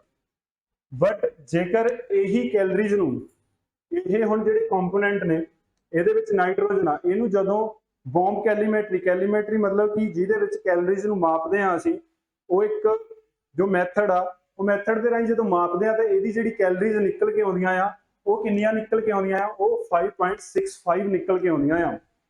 ਇਸ ਲਈ ਇੱਥੇ ਇਹਨਾਂ ਨੇ 4 ਨੇ ਲਿਖਿਆ ਹੋਇਆ, ਵੱਧ ਲਿਖਿਆ ਹੋਇਆ ਆ। ਉਸ ਤੋਂ ਬਾਅਦ ਹੁਣ ਜੇਕਰ ਇਹਦੇ ਆਨਸਰ ਦੀ ਗੱਲ ਕਰੀਏ ਤਾਂ ਆਨਸਰ ਇਹਦਾ ਕੀ ਹੋਊਗਾ ਜੀ? ਆਨਸਰ ਇਹਦਾ B ਹੋਊਗਾ। ਕਿਉਂ ਹੋਊਗਾ, ਕਿਵੇਂ ਹੋਇਆ, ਉਹ ਮੈਂ ਤੁਹਾਨੂੰ ਦੱਸਦਾ ਗਾ। ਇਹ ਜਿਹੜੀ ਵੈਲਿਊਜ਼ ਆ ਇਹ ਬਿਲਕੁਲ ਐਕੂਰੇਟ ਵੈਲਿਊ ਲਿਖੀ ਹੋਈ ਆ, ਇਸ ਲਈ ਥੋੜੀ ਬਹੁਤ ਉੱਪਰ 4.1 ਤੇ 4 ਦੇ ਵਿੱਚ ਕੋਈ ਜ਼ਿਆਦਾ ਅੰਤਰ ਨਹੀਂਗਾ। ਇਸ ਲਈ ਨਾਰਮਲੀ 4 ਕੈਲਰੀਜ਼ ਕਹਿ ਦਿੱਤੀਆਂ ਜਾਂਦੀਆਂ ਕਾਰਬੋਹਾਈਡਰੇਟਸ ਦੀਆਂ ਤੇ 9 ਕੈਲਰੀਜ਼ ਕਹਿ ਦਿੱਤੀਆਂ ਜਾਂਦੀਆਂ ਫੈਟ ਦੀਆਂ। ਅੱਗੇ ਨੈਕਸਟ ਕੁਐਸਚਨ ਦੀ ਗੱਲ ਕਰਦੇ ਹਾਂ ਜੀ। What is the sequence in which organic compounds are used by the body during prolong fasting, ਜਦੋਂ ਲੰਮੇ ਸਮੇਂ ਤੱਕ ਅਸੀਂ ਫਾਸਟ ਰੱਖਦੇ ਹਾਂ, ਭੁੱਖੇ ਰਹਿੰਦੇ ਹਾਂ, ਤਾਂ ਕਿਹੜੇ ਸੀਕੁਐਂਸ ਦੇ ਵਿੱਚ ਸਾਡੀ ਜਿਹੜੀ ਬੋਡੀ ਆ ਉਹ એનર્ਜੀ ਨੂੰ ਯੂਜ਼ ਕਰਦੀ ਆ। ਤਾਂ ਪਹਿਲੀ ਆਪਸ਼ਨ ਦੇਖੀਏ ਤਾਂ ਇਹਨਾਂ ਨੇ ਕੀ ਲਿਖਿਆ ਜੀ, carbohydrates first, protein then lipid. Lipid fat ਨੂੰ ਹੀ ਕਿਹਾ ਜਾਂਦਾ ਆ। ਲਿਪਿਡ ਦਾ ਮਤਲਬ ਕੀ ਆ, ਫੈਟ ਹੀ ਆ ਜੀ। ਉਸ ਤੋਂ ਬਾਅਦ ਸੈਕਿੰਡ ਆਪਸ਼ਨ ਦੀ ਗੱਲ ਕਰਦੇ ਹਾਂ, ਕਾਰਬੋਹਾਈਡਰੇਟਸ ਫਰਸਟ, ਫਿਰ ਲਿਪਿਡ ਦੈਨ ਪ੍ਰੋਟੀਨ। ਉਸ ਤੋਂ ਬਾਅਦ ਜੇਕਰ ਸੀ ਦੀ ਗੱਲ ਕਰੀਏ, ਪ੍ਰੋਟੀਨ, ਲਿਪਿਡ, ਫਿਰ ਕਾਰਬੋਹਾਈਡਰੇਟਸ। ਡੀ ਦੀ ਗੱਲ ਕਰੀਏ ਤਾਂ ਫੈਟ ਫਰਸਟ ਕਹਿ ਰਹੇ ਆ, ਫਿਰ ਕਾਰਬੋਹਾਈਡਰੇਟਸ ਕਹਿ ਰਹੇ ਆ, ਫਿਰ ਪ੍ਰੋਟੀਨ ਕਹਿ ਰਹੇ ਆ। ਹੁਣ ਪ੍ਰੋਟੀਨ ਦਾ ਜੇਕਰ ਆਪਾਂ ਗੱਲ ਕਰੀਏ ਤਾਂ ਪ੍ਰੋਟੀਨ ਦਾ ਮੇਨ ਕੰਮ ਕੀ ਆ, ਸਭ ਤੋਂ ਮੇਨ ਜਿਹੜਾ ਪ੍ਰਾਇਮਰੀ ਕੰਮ ਕੀ ਆ, ਉਹ ਕੰਮ ਇਹਦਾ ਆ ਬਿਲਡਿੰਗ ਬਲੋਕਰਸ ਦਾ। ਸਾਡੀ ਬੋਡੀ ਨੂੰ ਬਣਾਉਣਾ, ਸਾਡੇ ਸੈਲਸ ਦਾ ਨਿਰਮਾਣ ਕਰਨਾ, ਉਹ ਇਹਦਾ ਮੇਨ ਕੰਮ ਆ ਪ੍ਰੋਟੀਨ ਦਾ। ਤੇ ਜੇਕਰ ਕਾਰਬੋਹਾਈਡਰੇਟਸ ਦੀ ਗੱਲ ਕਰੀਏ ਤਾਂ ਕਾਰਬੋਹਾਈਡਰੇਟਸ ਦਾ ਮੇਨ ਕੰਮ ਕੀ ਆ, ਇਹਦਾ ਇੱਕੋ ਇੱਕ ਮੇਨ ਕੰਮ ਆ ਕਿ ਸਾਡੀ ਬੋਡੀ ਨੂੰ એનર્ਜੀ ਦੇਣਾ। ਸਭ ਤੋਂ ਪ੍ਰਾਇਮਰੀ ਜਿਹੜਾ ਕੰਮ ਆ, ਸਭ ਤੋਂ ਮੇਨ ਕੰਮ ਆ, ਉਹ ਸਾਡੀ ਬੋਡੀ ਨੂੰ એનર્ਜੀ ਦੇਣਾ ਆ। ਫੈਟ ਹੈ ਜੀ, ਫੈਟ ਆ ਜਿਹੜੀ, ਇਹ ਵੀ ਸਾਡੀ ਬੋਡੀ ਨੂੰ એનર્ਜੀ ਦਿੰਦੀ ਆ, ਬਟ ਨਾਲ ਦੀ ਨਾਲ ਹੀ ਇਹ ਸਾਡੇ ਜਿਹੜੇ ਆਰਗਨਸ ਆ ਉਹਨਾਂ ਨੂੰ ਸ਼ੌਕ ਤੋਂ ਬਚਾਉਂਦੀ ਆ, ਹੋਰ ਵੀ ਕਈ ਤਰ੍ਹਾਂ ਦੇ ਇਹ ਰੋਲ ਅਦਾ ਕਰਦੀ ਆ। ਤੇ ਕਾਰਬੋਹਾਈਡਰੇਟਸ ਆ ਜਿਹੜੀ, ਇਹ ਸਭ ਤੋਂ ਜਲਦੀ ਤੇ ਸਭ ਤੋਂ ਜ਼ਿਆਦਾ એનર્ਜੀ ਦਿੰਦੀ ਆ ਸਾਡੀ ਬੋਡੀ ਨੂੰ। ਜਲਦੀ ਤੇ ਜ਼ਿਆਦਾ ਕਹਿਣ ਤੋਂ ਭਾਵ ਕਾਰਬੋਹਾਈਡਰੇਟਸ ਆ ਜਿਹੜੇ ਅਸੀਂ ਜ਼ਿਆਦਾ ਯੂਜ਼ ਕਰਦੇ ਆ, ਜ਼ਿਆਦਾ ਇਨਟੇਕ ਕਰਦੇ ਆ, ਇਸ ਲਈ ਜ਼ਿਆਦਾ એનર્ਜੀ ਦਿੰਦੀ ਆ। ਉੱਦਾਂ ਫੈਟ ਦੇ ਵਿੱਚੋਂ 9 ਕੈਲਰੀਜ਼ ਮਿਲਣਗੀਆਂ, ਇਹਦੇ ਵਿੱਚ 4 ਹੀ ਮਿਲਣਗੀਆਂ। ਤਾਂ ਇਹਦੇ ਵਿੱਚ ਹੁਣ ਤੁਸੀਂ ਸੀਕੁਐਂਸ ਦੇਖੋ, ਜੇਕਰ ਸਭ ਤੋਂ ਜਲਦੀ ਕਾਰਬੋਹਾਈਡਰੇਟਸ ਦੇ ਰਹੀ ਆ એનર્ਜੀ, ਤਾਂ ਬੋਡੀ ਕਿਹਨੂੰ ਯੂਜ਼ ਕਰੂਗੀ? ਆਪਾਂ ਸਭ ਤੋਂ ਪਹਿਲਾਂ ਸਖਾਲਾ ਕੰਮ ਕਰਦੇ ਆ, ਔਖਾ ਕੰਮ ਨਹੀਂ ਕਰਦੇਗੇ। ਤਾਂ ਸਭ ਤੋਂ ਸੌਖਾ ਕੰਮ ਜੇਕਰ એનર્ਜੀ ਲੈਣ 'ਚ ਹੈਗਾ ਆ ਤਾਂ ਕਿਹਦੇ ਤੋਂ ਆ? ਉਹ ਕਾਰਬੋਹਾਈਡਰੇਟਸ ਤੋਂ ਆ। ਤਾਂ ਸਭ ਤੋਂ ਪਹਿਲਾਂ ਕਾਰਬੋਹਾਈਡਰੇਟਸ ਆਉਣਗੇ। ਤਾਂ ਕਿਹੜੀ ਆਪਸ਼ਨ ਆ ਜਿਹਦੇ 'ਚ ਕਾਰਬੋਹਾਈਡਰੇਟਸ ਪਹਿਲਾਂ ਆ? ਉਹ ਆਪਸ਼ਨਾਂ ਦੋ ਹੀ ਨੇ, ਏ ਤੇ ਬੀ। ਠੀਕ ਹੈ ਜੀ। ਉਸ ਤੋਂ ਬਾਅਦ ਲਿਪਿਡ ਜਾਂ ਪ੍ਰੋਟੀਨ, ਜਾਂ ਇਹ ਕੀ ਕਹਿ ਰਹੇ, ਪ੍ਰੋਟੀਨ ਤੇ ਲਿਪਿਡ। ਹੁਣ ਪ੍ਰੋਟੀਨ ਦਾ ਮੇਨ ਕੰਮ ਕੀ ਆ? ਇਹਦਾ ਮੇਨ ਕੰਮ ਆ ਸਾਡੀ ਬੋਡੀ ਨੂੰ ਬਣਾਉਣਾ, ਸਾਡੇ ਸੈੱਲ ਬਣਾਉਣਾ। ਤਾਂ ਇਹਦਾ ਮੇਨ ਕੰਮ ਤਾਂ ਉਹ ਆ, એનર્ਜੀ ਤਾਂ ਲੈ ਲੈਂਦੀ ਆ ਬੋਡੀ ਇਹਦੇ ਤੋਂ, ਕਿਉਂਕਿ ਜੇ ਲੋਡ ਪੈ ਜੇ ਤਾਂ ਆਪਾਂ ਇਹਦੇ ਤੋਂ ਵੀ એનર્ਜੀ ਲੈਂਦੇ ਆ, ਜਾਂ ਥੋੜੀ ਬਹੁਤ ਕੁਝ ਕੁ ਪਰਸੈਂਟ ਇਹਦੇ ਤੋਂ ਆਪਾਂ એનર્ਜੀ ਲੈਂਦੇ ਆ। ਤਾਂ ਪ੍ਰੋਟੀਨ ਲਾਸਟ ਤੇ ਆਊਗਾ। ਪ੍ਰੋਟੀਨ ਲਾਸਟ ਤੇ ਆ, ਵਿਚਾਲੇ ਕੀ ਹੈ ਜੀ? ਫੈਟ ਆ। ਤਾਂ ਸੀਕੁਐਂਸ ਕੀ ਹੋਊਗਾ? ਸੀਕੁਐਂਸ ਹੋਊਗਾ, ਸਭ ਤੋਂ ਪਹਿਲਾਂ ਅਸੀਂ એનર્ਜੀ ਲਵਾਂਗੇ ਕਾਰਬੋਹਾਈਡਰੇਟਸ ਤੋਂ। ਜਦੋਂ ਅਸੀਂ ਭੁੱਖੇ ਰਵਾਂਗੇ, ਸਭ ਤੋਂ ਪਹਿਲਾਂ ਅਸੀਂ એનર્ਜੀ ਲਵਾਂਗੇ ਕਾਰਬੋਹਾਈਡਰੇਟਸ ਤੋਂ। ਜਦੋਂ ਸਾਡੀ ਬੋਡੀ ਦੇ ਵਿੱਚੋਂ ਕਾਰਬੋਹਾਈਡਰੇਟਸ ਖਤਮ ਹੋ ਜਾਣਗੇ, ਫਿਰ ਸਾਡੀ ਬੋਡੀ એનર્ਜੀ ਲਊਗੀ ਜੀ ਫੈਟ ਤੋਂ। ਜਦੋਂ ਫੈਟ ਬਿਲਕੁਲ ਖਤਮ ਹੋ ਜੂਗੀ ਸਾਡੀ ਬੋਡੀ ਦੇ ਵਿੱਚ, ਤਾਂ ਸਾਡੀ ਜਿਹੜੀ ਬੋਡੀ ਆ એનર્ਜੀ ਕਿਹਦੇ ਤੋਂ ਲਊਗੀ? ਪ੍ਰੋਟੀਨ। ਤੇ ਪ੍ਰੋਟੀਨ ਕਿੱਥੇ ਆ? ਸਾਡੇ ਮਸਲਸ ਕਿਹਦੇ ਤੋਂ ਬਣੇ ਆ? ਪ੍ਰੋਟੀਨ ਤੋਂ ਬਣੇ ਆ। ਮਤਲਬ ਕਿ ਜਦੋਂ ਤੁਸੀਂ ਭੁੱਖੇ ਰਹਿ ਰਹੇ ਹੋ, ਬਹੁਤ ਜ਼ਿਆਦਾ ਦਿਨ ਹੋ ਗਏ ਆ ਤੁਸੀਂ ਭੁੱਖੇ ਹੋ, ਤਾਂ ਉਹਨਾਂ ਦਿਨਾਂ ਦੇ ਵਿੱਚ ਸਾਡੀ ਜਿਹੜੀ ਬੋਡੀ ਆ ਸਾਡੇ ਮਸਲਸ ਨੂੰ ਖੋਰ ਕੇ ਉਹਨਾਂ ਤੋਂ એનર્ਜੀ ਲੈਣ ਲੱਗ ਜੂਗੀ, ਪ੍ਰੋਟੀਨ ਤੋਂ એનર્ਜੀ ਲੈਣ ਲੱਗ ਜੂਗੀ। ਮਤਲਬ ਕਿ ਰੱਬ ਦਾ ਨਾਮ ਧਿਆ ਲਓ ਵੀ ਟਾਈਮ ਆ ਗਿਆ ਹੁਣ। ਜਦੋਂ ਪ੍ਰੋਟੀਨ ਤੋਂ ਆਪਾਂ એનર્ਜੀ ਲੈਣ ਲੱਗ ਗਏ, ਫੁੱਲੀ ਪ੍ਰੋਟੀਨ ਦੇ ਉੱਪਰ ਡਿਪੈਂਡ ਹੋ ਗਏ, ਤਾਂ ਟਾਈਮ ਆ ਗਿਆ, ਸਮਝ ਲਿਓ।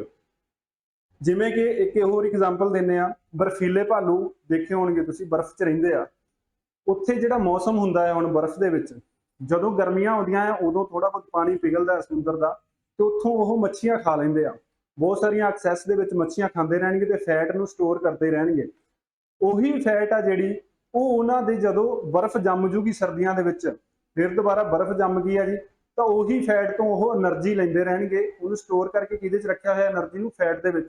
ਤੇ 6-6 ਮਹੀਨੇ ਬਿਨਾਂ ਕੁਝ ਖਾਦੇ ਉਹ ਯੂਜ਼ ਕਰ ਲੈਂਦੇ ਆ ਉਸ ਫੈਟ ਨੂੰ। ਕਲੀਅਰ ਹੈ ਜੀ। ਤਾਂ ਜਿਹੜੀ ਸਾਡੀ એનર્ਜੀ ਸੇਵ ਕਰਦੇ ਆ, ਉਹ ਅਸੀਂ ਫੈਟ ਦੇ ਵਿੱਚ ਕਰਦੇ ਆ। ਕਾਰਬੋਹਾਈਡਰੇਟ ਸਾਡੀ ਬੋਡੀ ਦੇ ਵਿੱਚ ਬਹੁਤ ਘੱਟ ਮਾਤਰਾ ਦੇ ਵਿੱਚ ਸੇਵ ਹੁੰਦੇ ਆ, ਬਾਹਲੀ ਮਾਤਰਾ 'ਚ ਅਸੀਂ ਸੇਵ ਨਹੀਂ ਕਰ ਸਕਦੇ ਇਹਨਾਂ ਨੂੰ। ਤੇ ਜਿਹੜੇ ਪ੍ਰੋਟੀਨ ਆ, ਉਹ ਵੀ ਸਾਡੀ ਬੋਡੀ ਦੇ ਵਿੱਚ ਸੇਵ ਨਹੀਂ ਹੁੰਦੇ। ਇਸ ਲਈ ਜਿਹੜਾ ਪ੍ਰੋਟੀਨ ਆ, ਜਿਹੜੇ ਬੋਡੀ ਬਿਲਡਰਸ ਨੇ ਜਾਂ ਕੋਈ ਵੀ ਜਿਮ ਜਾ ਰਿਹਾ ਜਾਂ ਹੈਲਥ ਦੇ ਨਾਲ ਜਿਹਨੂੰ ਮਸਲ ਮਾਸ ਵਧਾਉਣਾ ਆ, ਤਾਂ ਉਹ ਡੇਲੀ ਰਿਕੁਆਇਰਮੈਂਟ ਦੇ ਅਕੋਰਡਿੰਗ ਪ੍ਰੋਟੀਨ ਵਾਰ-ਵਾਰ ਖਾਂਦੇ ਰਹਿੰਦੇ ਆ। 4 ਘੰਟਿਆਂ ਬਾਅਦ ਪ੍ਰੋਟੀਨ ਲੈ ਲਿਆ, 3 ਘੰਟਿਆਂ ਬਾਅਦ ਪ੍ਰੋਟੀਨ ਲੈ ਲਿਆ, ਜੋ ਕੁਝ ਖਾ ਲੈਂਦੇ ਆ ਪ੍ਰੋਟੀਨ ਵਾਲੀ ਚੀਜ਼। ਅੱਗੇ ਚੱਲਦੇ ਆ ਜੀ। ਨੈਕਸਟ ਕੁਐਸਚਨ ਆ, which of these is not a lipid? ਇਹਨਾਂ 4 ਆਪਸ਼ਨਾਂ ਦੇ ਵਿੱਚੋਂ ਲਿਪਿਡ ਕਿਹੜੀ ਨਹੀਂ ਆ? ਲਿਪਿਡ ਕੀ ਹੁੰਦੀ ਆ? ਫੈਟ ਨੂੰ ਹੀ ਲਿਪਿਡ ਕਿਹਾ ਜਾਂਦਾ ਆ। ਫੈਟ ਨੂੰ ਹੀ ਲਿਪਿਡ ਕਿਹਾ ਜਾਂਦਾ ਆ। ਤਾਂ ਫੈਟ ਤਾਂ ਲਿਖੀ ਹੋਈ ਆ, ਤਾਂ ਫੈਟ ਹੀ ਆ ਜੀ। ਉਸ ਤੋਂ ਬਾਅਦ ਆਇਲਸ, ਜਿੰਨੇ ਵੀ ਆਇਲਸ ਆ ਉਹਦੇ ਵਿੱਚ ਫੈਟ ਭਰਪੂਰ ਮਾਤਰਾ 'ਚ ਹੁੰਦੀ ਆ। ਪ੍ਰੋਟੀਨਸ, ਉਸ ਤੋਂ ਬਾਅਦ ਵੈਕਸਿਸ। ਹੁਣ ਪ੍ਰੋਟੀਨ ਤੇ ਫੈਟ ਤਾਂ ਅਲੱਗ-ਅਲੱਗ ਚੀਜ਼ਾਂ ਨੇ, ਤਾਂ ਸਿੱਧਾ ਸ਼ਰੇਆਮ ਹੀ ਪਤਾ ਲੱਗ ਰਿਹਾ ਕਿ ਪ੍ਰੋਟੀਨ ਲਿਖਿਆ ਹੋਇਆ ਆ, ਤਾਂ ਜਿਹੜੀ ਪ੍ਰੋਟੀਨ ਆ ਇਹ ਫੈਟ ਨਹੀਂ ਹੈਗੀ, ਤਾਂ ਇਹਦੀ ਸਹੀ ਆਪਸ਼ਨ ਕੀ ਆ ਜੀ, ਪ੍ਰੋਟੀਨ। ਵੈਕਸ ਆ, ਅਲੱਗ-ਅਲੱਗ ਤਰ੍ਹਾਂ ਦੀ ਅਲੱਗ-ਅਲੱਗ ਟਾਈਪ ਦੀ ਵੈਕਸਿਸ ਹੁੰਦੀਆਂ ਆ, ਤਾਂ ਇਹ ਕਿਹਦਾ ਟਾਈਪ ਆ, ਇਹ ਵੀ ਇਹਦੇ ਵਿੱਚ ਵੀ ਫੈਟ ਹੀ ਹੁੰਦੀ ਆ, ਫੈਟ ਦਾ ਹੀ ਪਾਰਟ ਆ ਇਹ। ਅਗਲੇ ਕੁਐਸਚਨ ਵੱਲ ਚੱਲਦੇ ਹਾਂ ਜੀ। ਮਾਲਟੋਜ਼ ਇਜ਼ ਅ ਡਾਈਸਕਰਾਈਡ ਆਫ, ਡਾਈਸਕਰਾਈਡ, ਮੋਨੋਸਕਰਾਈਡ, ਡਾਈਸਕਰਾਈਡ, ਓਲੀਗੋਸਕਰਾਈਡ ਤੇ ਪੋਲੀਸਕਰਾਈਡਸ। ਇਹ ਆਪਾਂ ਕਾਰਬੋਹਾਈਡਰੇਟਸ ਦੇ ਵਿੱਚ ਕਰੇ ਆ ਜੀ, ਅੱਗੇ ਉਹਦੇ ਟਾਈਪ ਕਰੇ ਆ। ਆਪਾਂ ਦੋ ਤਰ੍ਹਾਂ ਦੇ ਟਾਈਪ ਕਰੇ ਸੀਗੇ, ਸਿੰਪਲ ਕਾਰਬੋਹਾਈਡਰੇਟਸ ਤੇ ਕੰਪਲੈਕਸ। ਸਿੰਪਲ ਦੇ ਵਿੱਚ ਕਿਹੜੇ ਆਉਂਦੇ ਆ ਤੇ ਅੱਗੇ ਕੰਪਲੈਕਸ ਦੇ ਵਿੱਚ ਕਿਹੜੇ ਆਉਂਦੇ ਆ, ਇਹ ਆਪਾਂ ਕਰ ਚੁੱਕੇ ਆ। ਤਾਂ ਇਹ ਕੀ ਪੁੱਛ ਰਿਹਾ, ਮਾਲਟੋਜ਼ ਇਜ਼ ਅ ਡਾਈਸਕਰਾਈਡ, ਮਾਲਟੋਜ਼ ਆ ਜਿਹੜਾ ਇਹ ਡਾਈਸਕਰਾਈਡ ਆ। ਹੁਣ ਡਾਈਸਕਰਾਈਡ ਹੁੰਦੇ ਕਿਹੜੇ ਆ, ਡਾਈਸਕਰਾਈਡ ਹੁੰਦੇ ਆ ਜਿਹਦੇ ਵਿੱਚ ਸ਼ੂਗਰ ਦੇ ਦੋ ਮੋਲੀਕਿਊਲ ਮਿਲਦੇ ਆ, ਇੱਕ ਨਹੀਂਗਾ, ਦੋ ਮੋਲੀਕਿਊਲ ਹੁੰਦੇ ਆ, ਉਹ ਦੋ ਮੋਲੀਕਿਊਲ ਮਿਲਦੇ ਆ, ਤਾਂ ਉਹਨੂੰ ਕਹਿੰਦੇ ਆ ਜੀ ਡਾਈਸਕਰਾਈਡ। ਦੋ ਮੋਲੀਕਿਊਲ ਤੋਂ ਮਿਲ ਕੇ ਜੋ ਬਣਦਾ ਆ ਉਹ ਡਾਈਸਕਰਾਈਡਸ ਹੁੰਦੇ ਆ। ਮੋਨੋਸਕਰਾਈਡਸ ਹੁੰਦੇ ਆ ਜਿਨ੍ਹਾਂ 'ਚ ਇੱਕ ਹੀ ਮੋਲੀਕਿਊਲ ਹੁੰਦਾ ਆ, ਤੇ ਜਿਹੜੇ ਓਲੀਗੋਸਕਰਾਈਡ ਹੁੰਦੇ ਆ 2 ਤੋਂ 10, ਕਈ ਬੁੱਕਸ ਦੇ ਵਿੱਚ 3 ਤੋਂ 12 ਜਾਂ 15 ਵੀ ਲਿਖੇ ਹੋਏ ਆ, ਤਾਂ ਉਹ ਜਿਹੜੇ ਹੁੰਦੇ ਆ 3 ਤੋਂ 15 ਲਾ ਲਓ ਜਾਂ 3 ਤੋਂ 12, 3 ਤੋਂ 10 ਜਿਹੜੇ ਮੋਲੀਕਿਊਲ ਮਿਲਦੇ ਆ ਉਹਨੂੰ ਓਲੀਗੋਸਕਰਾਈਡ ਕਹਿੰਦੇ ਆ। ਤੇ ਪੋਲੀਸਕਰਾਈਡ 10 ਤੋਂ ਉੱਪਰ ਅਲੱਗ-ਅਲੱਗ ਬੁੱਕਸ ਦੇ ਅਕੋਰਡਿੰਗ ਆ, ਮੇਨ ਜੇ ਮੰਨੀਏ ਤਾਂ ਆਪਾਂ 12 ਮੰਨ ਕੇ ਐਵਰੇਜ ਮੰਨ ਲਓ, 12 ਤੋਂ ਉੱਪਰ ਜਿੰਨੇ ਮਰਜ਼ੀ ਹੋਣ ਤਾਂ ਉਹਨੂੰ ਪੋਲੀਸਕਰਾਈਡ ਕਹਿੰਦੇ ਆ, ਪੋਲੀਸਕਰਾਈਡ ਸੌਰੀ। ਤਾਂ ਇਹਦੀਆਂ ਹੁਣ ਆਪਸ਼ਨਸ ਨੇ ਜੀ, ਆਪਾਂ ਇਹ ਦੱਸਣਾ ਆ ਕਿ ਮਾਲਟੋਜ਼ ਆ ਜਿਹੜਾ ਇਹ ਡਾਈਸਕਰਾਈਡ ਤਾਂ ਹੈਗਾ ਆ, ਉਹ ਕਿਹੜੇ-ਕਿਹੜੇ ਮੋਨੋਸਕਰਾਈਡਸ ਤੋਂ ਮਿਲ ਕੇ ਬਣਿਆ ਹੋਇਆ। ਸਭ ਤੋਂ ਪਹਿਲਾਂ ਜੇਕਰ ਗੱਲ ਕਰੀਏ ਫਰਕਟੋਜ਼ ਐਂਡ ਗਲੂਕੋਜ਼, ਇਹਨਾਂ ਦੋਨਾਂ ਨੂੰ ਜੇਕਰ ਮਿਲਾ ਦਈਏ ਫਰਕਟੋਜ਼ ਤੇ ਗਲੂਕੋਜ਼ ਨੂੰ, ਤਾਂ ਇਹ ਕੀ ਬਣਦਾ ਹੈ ਜੀ, ਇਹ ਬਣਦਾ ਹੈ ਸੁਕਰੋਜ਼। ਇਹ ਕੀ ਬਣੂਗਾ, ਇਹ ਬਣੂਗਾ ਸੁਕਰੋਜ਼। ਉਸ ਤੋਂ ਬਾਅਦ ਜੇਕਰ ਗੱਲ ਕਰੀਏ ਗਲੂਕੋਜ਼ ਐਂਡ ਗਲੂਕੋਜ਼, ਗਲੂਕੋਜ਼ ਤੇ ਗਲੂਕੋਜ਼ ਦੇ ਦੋ ਮੋਲੀਕਿਊਲ ਮਿਲ ਜਾਣ ਤਾਂ ਇਹ ਬਣਦਾ ਹੈ ਜੀ ਮਾਲਟੋਜ਼। ਓਕੇ, ਉਸ ਤੋਂ ਬਾਅਦ ਸੀ ਦੀ ਜੇਕਰ ਗੱਲ ਕਰੀਏ ਗਲੂਕੋਜ਼ ਐਂਡ ਗਲੈਕਟੋਜ਼, ਇਹ ਜਦੋਂ ਮਿਲਦੇ ਆ ਤਾਂ ਇਹ ਬਣਦਾ ਹੈ ਜੀ ਲੈਕਟੋਜ਼। ਉਸ ਤੋਂ ਬਾਅਦ ਇਹ ਗੱਲ ਕਰ ਰਹੇ ਆ ਗਲੂਕੋਜ਼ ਐਂਡ ਲੈਕਟੋਜ਼, ਲੈਕਟੋਜ਼ ਦਾ ਆਪਣੇ ਆਪ ਦੇ ਵਿੱਚ ਹੀ ਡਾਈਸਕਰਾਈਡ ਆ, ਤਾਂ ਇਹ ਆਪਸ਼ਨ ਹੀ ਗਲਤ ਹੈ ਜੀ। ਤਾਂ ਇਹ ਤਿੰਨਾਂ ਦੇ ਬਾਰੇ ਤੁਹਾਨੂੰ ਦੱਸਤਾ ਕਿ ਕਿਹੜਾ ਕਿਹੜਾ ਜਿਹੜਾ ਮੋਲੀਕਿਊਲ ਆ ਉਹ ਮਿਲ ਕੇ ਕੀ ਕੀ ਬਣ ਰਿਹਾ। ਸਭ ਤੋਂ ਪਹਿਲੇ ਚ ਕੀ ਬਣ ਰਿਹਾ, ਸੁਕਰੋਜ਼ ਬਣ ਰਿਹਾ ਆ, ਬੀ ਦੇ ਵਿੱਚ ਮਾਲਟੋਜ਼ ਬਣ ਰਿਹਾ ਆ, ਸੀ ਦੇ ਵਿੱਚ ਲੈਕਟੋਜ਼ ਬਣ ਰਿਹਾ ਆ। ਤਾਂ ਇਹਦੀ ਸਹੀ ਆਪਸ਼ਨ ਕਿਹੜੀ ਆ, ਸਹੀ ਆਪਸ਼ਨ ਹੈ ਜੀ ਬੀ। ਬੀ ਆਪਸ਼ਨ ਇਹਦੀ ਸਹੀ ਆ, ਕਿਉਂਕਿ ਗਲੂਕੋਜ਼ ਤੇ ਗਲੂਕੋਜ਼ ਦੇ ਦੋ ਮੋਲੀਕਿਊਲ ਮਿਲ ਕੇ ਕੀ ਬਣਾਉਂਦੇ ਆ ਜੀ, ਮਾਲਟੋਜ਼ ਬਣਾਉਂਦੇ ਆ। ਇਦਾਂ ਹੀ ਹੋਰ ਆਪਾਂ ਲੈਕਚਰ ਦੇ ਵਿੱਚ ਆਪਾਂ ਕਰਿਆ ਸੀਗਾ ਫਰੈਕਟੋਜ਼ ਕੀ ਹੁੰਦੇ ਆ, ਸਾਰਾ ਕੁਝ ਆਪਾਂ ਕਰਿਆ ਹੋਇਆ ਆ। ਤਾਂ ਇਹਦੇ ਵਿੱਚ ਕੁਝ ਹੋਰ ਵੀ ਨਾਲ ਇਨਫੋਰਮੇਸ਼ਨ ਦੇ ਦਿੰਦੇ ਆ ਜੀ। ਜਿਹੜਾ ਸੁਕਰੋਜ਼ ਹੁੰਦੇ ਆ ਇਹ ਕਿਹਦੇ ਚ ਕਿਹੜੇ ਹੁੰਦੇ ਆ, ਇਹ ਜਿਹੜੀ ਆਪਾਂ ਖੰਡ ਯੂਜ਼ ਕਰਦੇ ਆ ਘਰਾਂ ਦੇ ਵਿੱਚ, ਉਹਦੇ ਵਿੱਚ ਕਿਹੜੇ ਉਹ ਕਿਹੜੇ ਹੁੰਦੇ ਆ ਜੀ, ਉਹ ਸੁਕਰੋਜ਼ ਹੁੰਦੇ ਆ। ਮਾਲਟੋਜ਼ ਜਿਹੜਾ ਚਾਵਲਾਂ ਦਾ ਪਾਣੀ ਹੁੰਦਾ ਆ ਉਹ ਕੀ ਹੁੰਦਾ ਜੀ, ਮਾਲਟੋਜ਼ ਹੁੰਦਾ ਆ। ਲੁਕਟੋਜ਼ ਲੈਕਟੋਜ਼ ਕਿਹੜੇ ਆ, ਜਿਹੜਾ ਦੁੱਧ ਆ, ਦੁੱਧ ਦੇ ਵਿੱਚ ਜਿਹੜਾ ਮਿੱਠਾਪਨ ਹੁੰਦਾ ਆ ਉਹ ਕਿਹਦੇ ਕਰਕੇ ਹੁੰਦਾ ਆ, ਉਹ ਹੁੰਦਾ ਆ ਲੈਕਟੋਜ਼ ਦੀ ਵਜ੍ਹਾ ਕਰਕੇ ਹੁੰਦਾ। ਅੱਗੇ ਚੱਲਦੇ ਹਾਂ, how many amino acids make up a protein, ਜਿਹੜਾ ਪ੍ਰੋਟੀਨ ਆ ਉਹਨੂੰ ਕਿੰਨੇ ਅਮੀਨੋ ਐਸਿਡਸ ਮਿਲ ਕੇ ਬਣਾਉਂਦੇ ਆ। ਆਪਾਂ ਇਹ ਵੀ ਕਰ ਚੁੱਕੇ ਹਾਂ, ਪ੍ਰੋਟੀਨ ਦੇ ਵਿੱਚ ਕਰਿਆ। ਪ੍ਰੋਟੀਨ ਕਿਹਦੇ ਤੋਂ ਬਣਦਾ ਆ, ਪ੍ਰੋਟੀਨ ਬਣਦਾ ਜੀ ਅਮੀਨੋ ਐਸਿਡਸ ਤੋਂ। ਅਮੀਨੋ ਐਸਿਡਸ ਮਿਲ ਕੇ ਕੰਬੀਨੇਸ਼ਨ ਬਣਾਉਂਦੇ ਆ ਤੇ ਪ੍ਰੋਟੀਨ ਨੂੰ ਬਣਾਉਂਦੇ ਆ।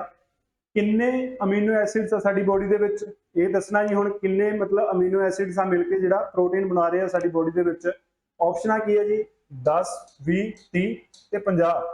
ਇਹਨਾਂ ਦੀ ਆਪਸ਼ਨ ਦੀ ਜੇਕਰ ਗੱਲ ਕਰੀਏ ਤਾਂ ਇਹ ਆਪਸ਼ਨ ਠੀਕ ਆ, ਬੀ ਆਪਸ਼ਨ 20 ਅਮੀਨੋ ਐਸਿਡਸ ਆ। ਇਹਦੇ ਵੀ ਅੱਗੇ ਆਪਾਂ ਟਾਈਪ ਕਰੇ ਸੀਗੇ ਅਸੈਂਸ਼ੀਅਲ ਤੇ ਨੌਨ ਅਸੈਂਸ਼ੀਅਲ। ਜਿਹੜੇ ਅਸੈਂਸ਼ੀਅਲ ਆ ਉਹ ਕਿੰਨੇ ਆ ਜੀ, 9 ਆ। ਨੌਨ ਅਸੈਂਸ਼ੀਅਲ 11 ਆ। 9 ਜਿਹੜੇ ਕਿ ਸਾਨੂੰ ਬਾਹਰੋਂ ਖਾਣੇ ਪੈਂਦੇ ਆ, ਸਾਡੀ ਬੋਡੀ ਆਪ ਨਹੀਂ ਤਿਆਰ ਕਰਦੀ।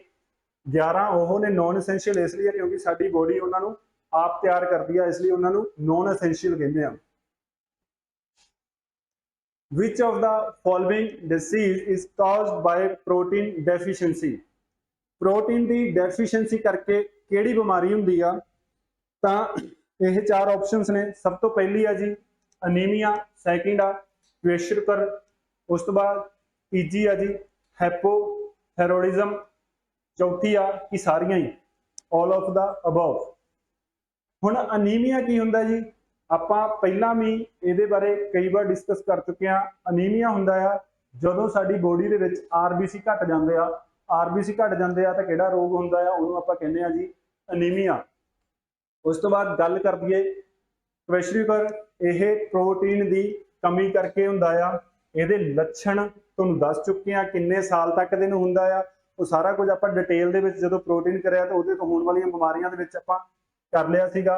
ਪ੍ਰੋਟੀਨ ਤੋਂ ਹੋਰ ਹੋਣ ਵਾਲੀਆਂ ਕਿਹੜੀਆਂ ਕਿਹੜੀਆਂ ਬਿਮਾਰੀਆਂ ਜੀ, ਇਹਦੇ ਨਾਲ ਹੀ ਇੱਕ ਮੌਸਮਰਸ ਰੋਗ ਵੀ ਪ੍ਰੋਟੀਨ ਦੀ ਕਮੀ ਕਰਕੇ ਹੁੰਦਾ ਆ, ਤੇ ਮੌਸਮਰਸ ਤੇ ਕੁਇਸ਼ਕਰ ਵੀ ਰੋਗ ਹੁੰਦਾ ਹੈ ਜਿਹਦੇ ਵਿੱਚ ਕਿ ਇਹਦੇ ਤੇ ਮੌਸਮਰਸ ਦੇ ਦੋਨਾਂ ਦੇ ਲੱਛਣ ਪਾਏ ਜਾਂਦੇ ਆ। ਉਸ ਤੋਂ ਬਾਅਦ ਸੀ ਆਪਸ਼ਨ ਦੀ ਜੇਕਰ ਗੱਲ ਕਰੀਏ, ਹਾਈਪੋਥਾਇਰੋਇਡਿਜ਼ਮ। ਹਾਈਪੋ ਦਾ ਮਤਲਬ ਕੀ ਹੁੰਦਾ ਹੈ, ਘੱਟ।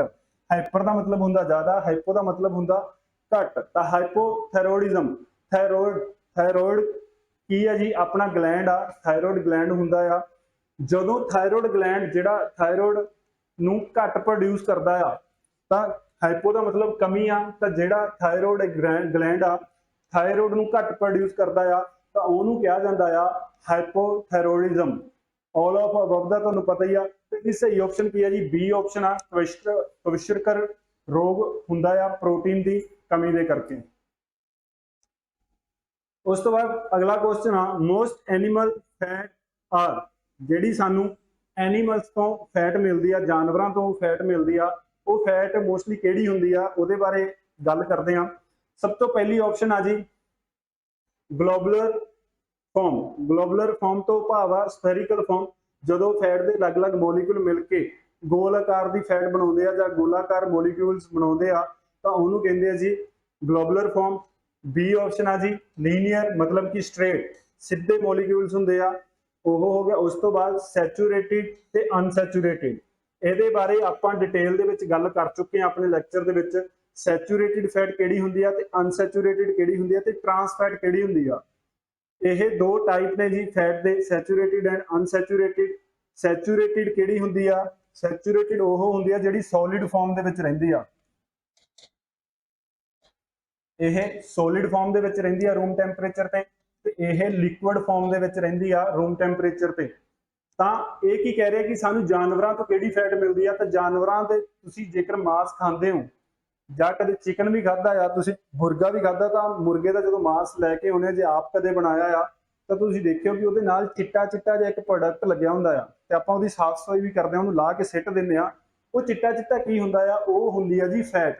ਉਹ ਫੈਟ ਹੁੰਦੀ ਆ ਤੇ ਉਹ ਫੈਟ ਜੰਮੀ ਹੋਈ ਹੁੰਦੀ ਆ, ਇਸ ਲਈ ਤਾਂ ਆਪਣੇ ਹੱਥ 'ਚ ਆ ਰਹੀ ਆ, ਉਹ ਤੇਲ ਵਰਗੀ ਨਹੀਂ ਹੁੰਦੀ, ਉਹ ਜੰਮੀ ਹੋਈ ਹੁੰਦੀ ਆ।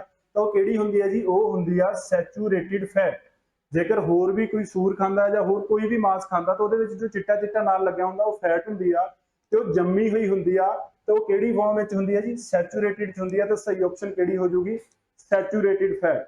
ਅਨਸੈਚੂਰੇਟਿਡ ਕਿਹੜੀ ਆ, ਜਿੰਨੇ ਵੀ ਤੇਲ ਆ, ਤੇਲ ਕੀ ਆ, ਉਹਨਾਂ ਨੂੰ ਭਾਵੇਂ ਫ੍ਰੀਜ਼ਰ 'ਚ ਵੀ ਲਾ ਦਿਓ, ਉਹ ਸੋਲਿਡ ਫਾਰਮ 'ਚ ਨਹੀਂ ਜਾਣਗੇ, ਉਹ ਲਿਕੁਇਡ 'ਚ ਰਹਿਣਗੇ। ਤਾਂ ਉਹ ਕਿਹੜੀ ਫੈਟ ਹੈ ਜੀ, ਉਹ ਅਨਸੈਚੂਰੇਟਿਡ ਫੈਟ ਹੁੰਦੀ ਆ। ਇਸ ਕੁਐਸਚਨ ਦਾ ਜੋ ਸਹੀ ਆਨਸਰ ਆ ਉਹ ਸੀ ਆ।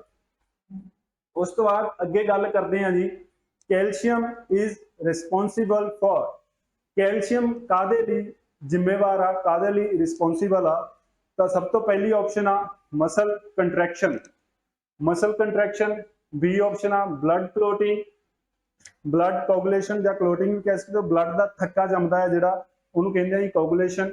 ਉਸ ਤੋਂ ਬਾਅਦ ਨਰਵ ਕੰਡਕਸ਼ਨ ਤੇ ਡੀ ਆਪਸ਼ਨ ਆ ਆਲ ਆਫ ਦਾ ਅਬਵ। ਸਭ ਤੋਂ ਪਹਿਲੀ ਜੇਕਰ ਆਪਾਂ ਗੱਲ ਕਰੀਏ ਪਹਿਲੀ ਆਪਸ਼ਨ ਦੀ, ਮਸਲ ਕੰਟਰੈਕਸ਼ਨ। ਜੇਕਰ ਤੁਸੀਂ ਸਲਾਈਡਿੰਗ ਫਿਲਾਮੈਂਟ ਥਿਊਰੀ ਪੜ੍ਹੀ ਆ ਐਮਪੀਐਡ ਜਾਂ ਬੀਪੀਐਡ ਦੇ ਵਿੱਚ, ਬੀਪੀਐਡ ਦੇ ਵਿੱਚ ਵੀ ਹੈਗੀ ਆ ਸਿਲੇਬਸ ਦੇ ਵਿੱਚ ਵੀ, ਬਾਲਾ ਡੀਪ ਨਹੀਂ ਬਟ ਹੈਗੀ ਆ, ਤੇ ਐਮਪੀਐਡ ਤਾਂ ਪੂਰੀ ਡੀਪ ਹੈ ਜੀ ਸਲਾਈਡਿੰਗ ਫਿਲਾਮੈਂਟ ਥਿਊਰੀ। ਤਾਂ ਤੁਸੀਂ ਉਹਦੇ 'ਚ ਪੜ੍ਹਿਆ ਹੋਊਗਾ ਇੰਡੋਪਲਾਜ਼ਮਿਕ ਰੈਟੀਕੂਲਮ। ਉਹ ਕੀ ਕਰਦਾ ਆ, ਉਹ ਕੈਲਸ਼ੀਅਮ ਨੂੰ ਸਟੋਰ ਕਰਕੇ ਰੱਖਦਾ ਆ, ਤੇ ਉਹਦੇ ਵਿੱਚ ਹੀ ਉਹ ਆਪਣੇ ਵਿੱਚੋਂ ਹੀ ਕੈਲਸ਼ੀਅਮ ਨੂੰ ਰਿਲੀਜ਼ ਕਰਦਾ ਆ ਮਸਲ ਦੀ ਕੰਟਰੈਕਸ਼ਨ ਦੇ ਲਈ। ਤਾਂ ਮਸਲ ਦੀ ਕੰਟਰੈਕਸ਼ਨ ਦੇ ਲਈ ਕੈਲਸ਼ੀਅਮ ਜਿਹੜਾ ਆ ਉਹ ਕੰਮ ਆ ਰਿਹਾ ਆ, ਠੀਕ ਆਪਸ਼ਨ ਹੈ ਜੀ। ਬਲੱਡ ਕੋਗੂਲੇਸ਼ਨ, ਬਲੱਡ ਦਾ ਥੱਕਾ ਜਮਾਉਣ ਦੇ ਲਈ ਵੀ ਕੰਮ ਕੈਲਸ਼ੀਅਮ ਕਰਦਾ ਆ। ਉਸ ਤੋਂ ਬਾਅਦ ਨਰਵ ਕੰਡਕਸ਼ਨ ਦੀ ਗੱਲ ਕਰੀ, ਕੰਡਕਸ਼ਨ ਕੀ ਹੁੰਦਾ ਜੀ, ਜਿਵੇਂ ਕਿ ਲੋਹੇ ਦੇ ਵਿੱਚੋਂ ਬਿਜਲੀ ਪਾਸ ਹੁੰਦੀ ਆ, ਉਹ ਕੰਡਕਟਰ ਦਾ ਕੰਮ ਕਰਦਾ ਹੈ, ਕੰਡਕਸ਼ਨ ਦਾ ਕੰਮ ਕਰਦਾ ਆ। ਤਾਂ ਨਰਵ ਦੇ ਕੰਡਕਸ਼ਨ ਦੇ ਲਈ ਵੀ ਕੈਲਸ਼ੀਅਮ ਕੰਮ ਕਰਦਾ ਆ। ਤਾਂ ਇਹ ਤਿੰਨੋਂ ਕੰਮ ਆ ਜਿਹੜੇ ਉਹ ਕੈਲਸ਼ੀਅਮ ਕਰਦਾ ਆ। ਤਾਂ ਸਹੀ ਇਹਦੀ ਆਪਸ਼ਨ ਕੀ ਹੋ ਜੂਗੀ, ਇਹਦਾ ਸਹੀ ਆਨਸਰ ਹੈ ਜੀ ਆਲ ਆਫ ਦਾ ਅਬਵ। ਇਹ ਸਾਰੇ ਕੰਮ ਜਿਹੜਾ ਕੈਲਸ਼ੀਅਮ ਕਰਦਾ ਹੈ ਸਾਡੀ ਬੋਡੀ ਦੇ ਵਿੱਚ। ਨੈਕਸਟ ਕੁਐਸਚਨ ਆ, which of the following disease is caused by iron deficiency. Iron ਦੀ ਕਮੀ ਕਰਕੇ ਜਾਂ ਲੋਹੇ ਦੀ ਕਮੀ ਕਰਕੇ ਕਿਹੜਾ ਰੋਗ ਹੁੰਦਾ ਆ? ਤਾਂ ਗੱਲ ਕਰਦੇ ਆ, ਸਭ ਤੋਂ ਪਹਿਲੀ ਆਪਸ਼ਨ ਆ ਅਨੀਮੀਆ, ਸੈਕਿੰਡ ਆਪਸ਼ਨ ਆ ਜੀ ਕਵਿਸ਼ਕਰ, ਥਰਡ ਆਪਸ਼ਨ ਆ ਹਾਈਪੋਥਾਇਰੋਇਡਿਜ਼ਮ ਤੇ ਚੌਥੀ ਆਪਸ਼ਨ ਆ ਜੀ all of the above. Anaemia ਕੀ ਆ? ਅਨੀਮੀਆ ਪਹਿਲਾਂ ਵੀ ਮੈਂ ਕਈ ਵਾਰ ਦੱਸਤਾ ਆਇਆ ਪਿਛਲੇ ਕੁਐਸਚਨਾਂ 'ਚ। ਅਨੀਮੀਆ ਜਦੋਂ ਸਾਡੀ ਬੋਡੀ ਦੇ ਵਿੱਚ ਆਰਬੀਸੀ ਦੀ ਕਮੀ ਆ ਜਾਂਦੀ ਆ ਤਾਂ ਉਦੋਂ ਹੁੰਦਾ ਆ ਅਨੀਮੀਆ। ਠੀਕ ਹੈ ਜੀ। ਜਿਹੜਾ ਕਵਿਸ਼ਕਰ ਰੋਗ ਆ ਇਹਦੇ ਬਾਰੇ ਵੀ ਆਪਾਂ ਪੜ੍ਹ ਚੁੱਕੇ ਹਾਂ, ਪ੍ਰੋਟੀਨ ਦੀ ਕਮੀ ਕਰਕੇ ਹੁੰਦਾ ਆ। ਹਾਈਪੋਥਾਇਰੋਇਡਿਜ਼ਮ, ਇਹ ਜਦੋਂ ਸਾਡਾ ਜਿਹੜਾ ਥਾਇਰੋਇਡ ਗਲੈਂਡ ਆ ਉਹ ਥਾਇਰੋਇਡ ਨੂੰ ਘੱਟ ਪ੍ਰੋਡਿਊਸ ਕਰਦਾ ਆ ਤਾਂ ਇਹ ਰੋਗ ਹੁੰਦਾ ਆ। ਹੁਣ ਅਨੀਮੀਆ ਇਹਦੀ ਸਹੀ ਆਪਸ਼ਨ ਆ ਤੇ ਕਿਉਂ ਆ ਉਹਦੀ ਗੱਲ ਕਰਦੇ ਆ। ਆਇਰਨ ਆ ਜਿਹੜਾ, ਆਇਰਨ ਕੀ ਕਰਦਾ ਹੈ ਜੀ? ਹੀਮੋਗਲੋਬਿਨ ਬਣਾਉਂਦਾ ਸਾਡੀ ਬੋਡੀ ਦੇ ਵਿੱਚ, ਤੇ ਹੀਮੋਗਲੋਬਿਨ ਕਿਹਦਾ ਪਾਰਟ ਆ? ਆਰਬੀਸੀ ਦਾ ਹੀ ਪਾਰਟ ਆ, ਰੈੱਡ ਬਲੱਡ ਸੈੱਲ ਦਾ ਹੀ ਪਾਰਟ ਆ ਜੀ ਹੀਮੋਗਲੋਬਿਨ। ਹੀਮੋਗਲੋਬਿਨ ਕੰਮ ਕੀ ਕਰਦਾ ਆ? ਸਾਡੀ ਬੋਡੀ ਦੇ ਵਿੱਚ ਆਕਸੀਜਨ ਨੂੰ ਕੈਰੀ ਕਰਦਾ ਆ ਤੇ ਅਲੱਗ-ਅਲੱਗ ਜਿਹੜੇ ਸੈਲਸ ਨੇ ਬੋਡੀ ਦੇ ਉਹਨਾਂ ਤੱਕ ਆਕਸੀਜਨ ਨੂੰ ਲੈ ਕੇ ਜਾਂਦਾ ਆ। ਤਾਂ ਜਿਹੜਾ ਆਇਰਨ ਆ, ਆਇਰਨ ਕਿਹਨੂੰ ਬਣਾ ਰਿਹਾ? ਆਇਰਨ ਹੁੰਦਾ ਆ ਹੀਮੋਗਲੋਬਿਨ ਦੇ ਵਿੱਚ। ਹੀਮੋਗਲੋਬਿਨ ਆਇਰਨ ਕਰਕੇ ਹੀ ਬਣ ਰਿਹਾ ਆ, ਇਹਦੇ ਵਿੱਚ ਬਹੁਤ ਜ਼ਿਆਦਾ ਮਾਤਰਾ 'ਚ ਆਇਰਨ ਹੁੰਦਾ ਆ। ਜੇਕਰ ਆਇਰਨ ਦੀ ਕਮੀ ਆ ਜਾਊਗੀ ਤਾਂ ਹੀਮੋਗਲੋਬਿਨ ਨਹੀਂ ਬਣੂਗਾ ਤੇ ਆਰਬੀਸੀ ਦੇ ਵਿੱਚ ਵੀ ਕਮੀ ਆਊਗੀ। ਜੇਕਰ ਆਰਬੀਸੀ ਦੇ ਵਿੱਚ ਕਮੀ ਆਊਗੀ ਤਾਂ ਸਾਨੂੰ ਕਿਹੜਾ ਰੋਗ ਹੋ ਜਾਊਗਾ ਜੀ? ਅਨੀਮੀਆ ਹੋ ਜਾਊਗਾ। ਤਾਂ ਇਹਦੀ ਸਹੀ ਆਪਸ਼ਨ ਏ ਆ, ਅਨੀਮੀਆ। ਉਸ ਤੋਂ ਬਾਅਦ ਅਗਲਾ ਕੁਐਸਚਨ ਆ ਜੀ, which of the following is not considered as a ਮੈਕਰੋਨਿਊਟ੍ਰੀਐਂਟ।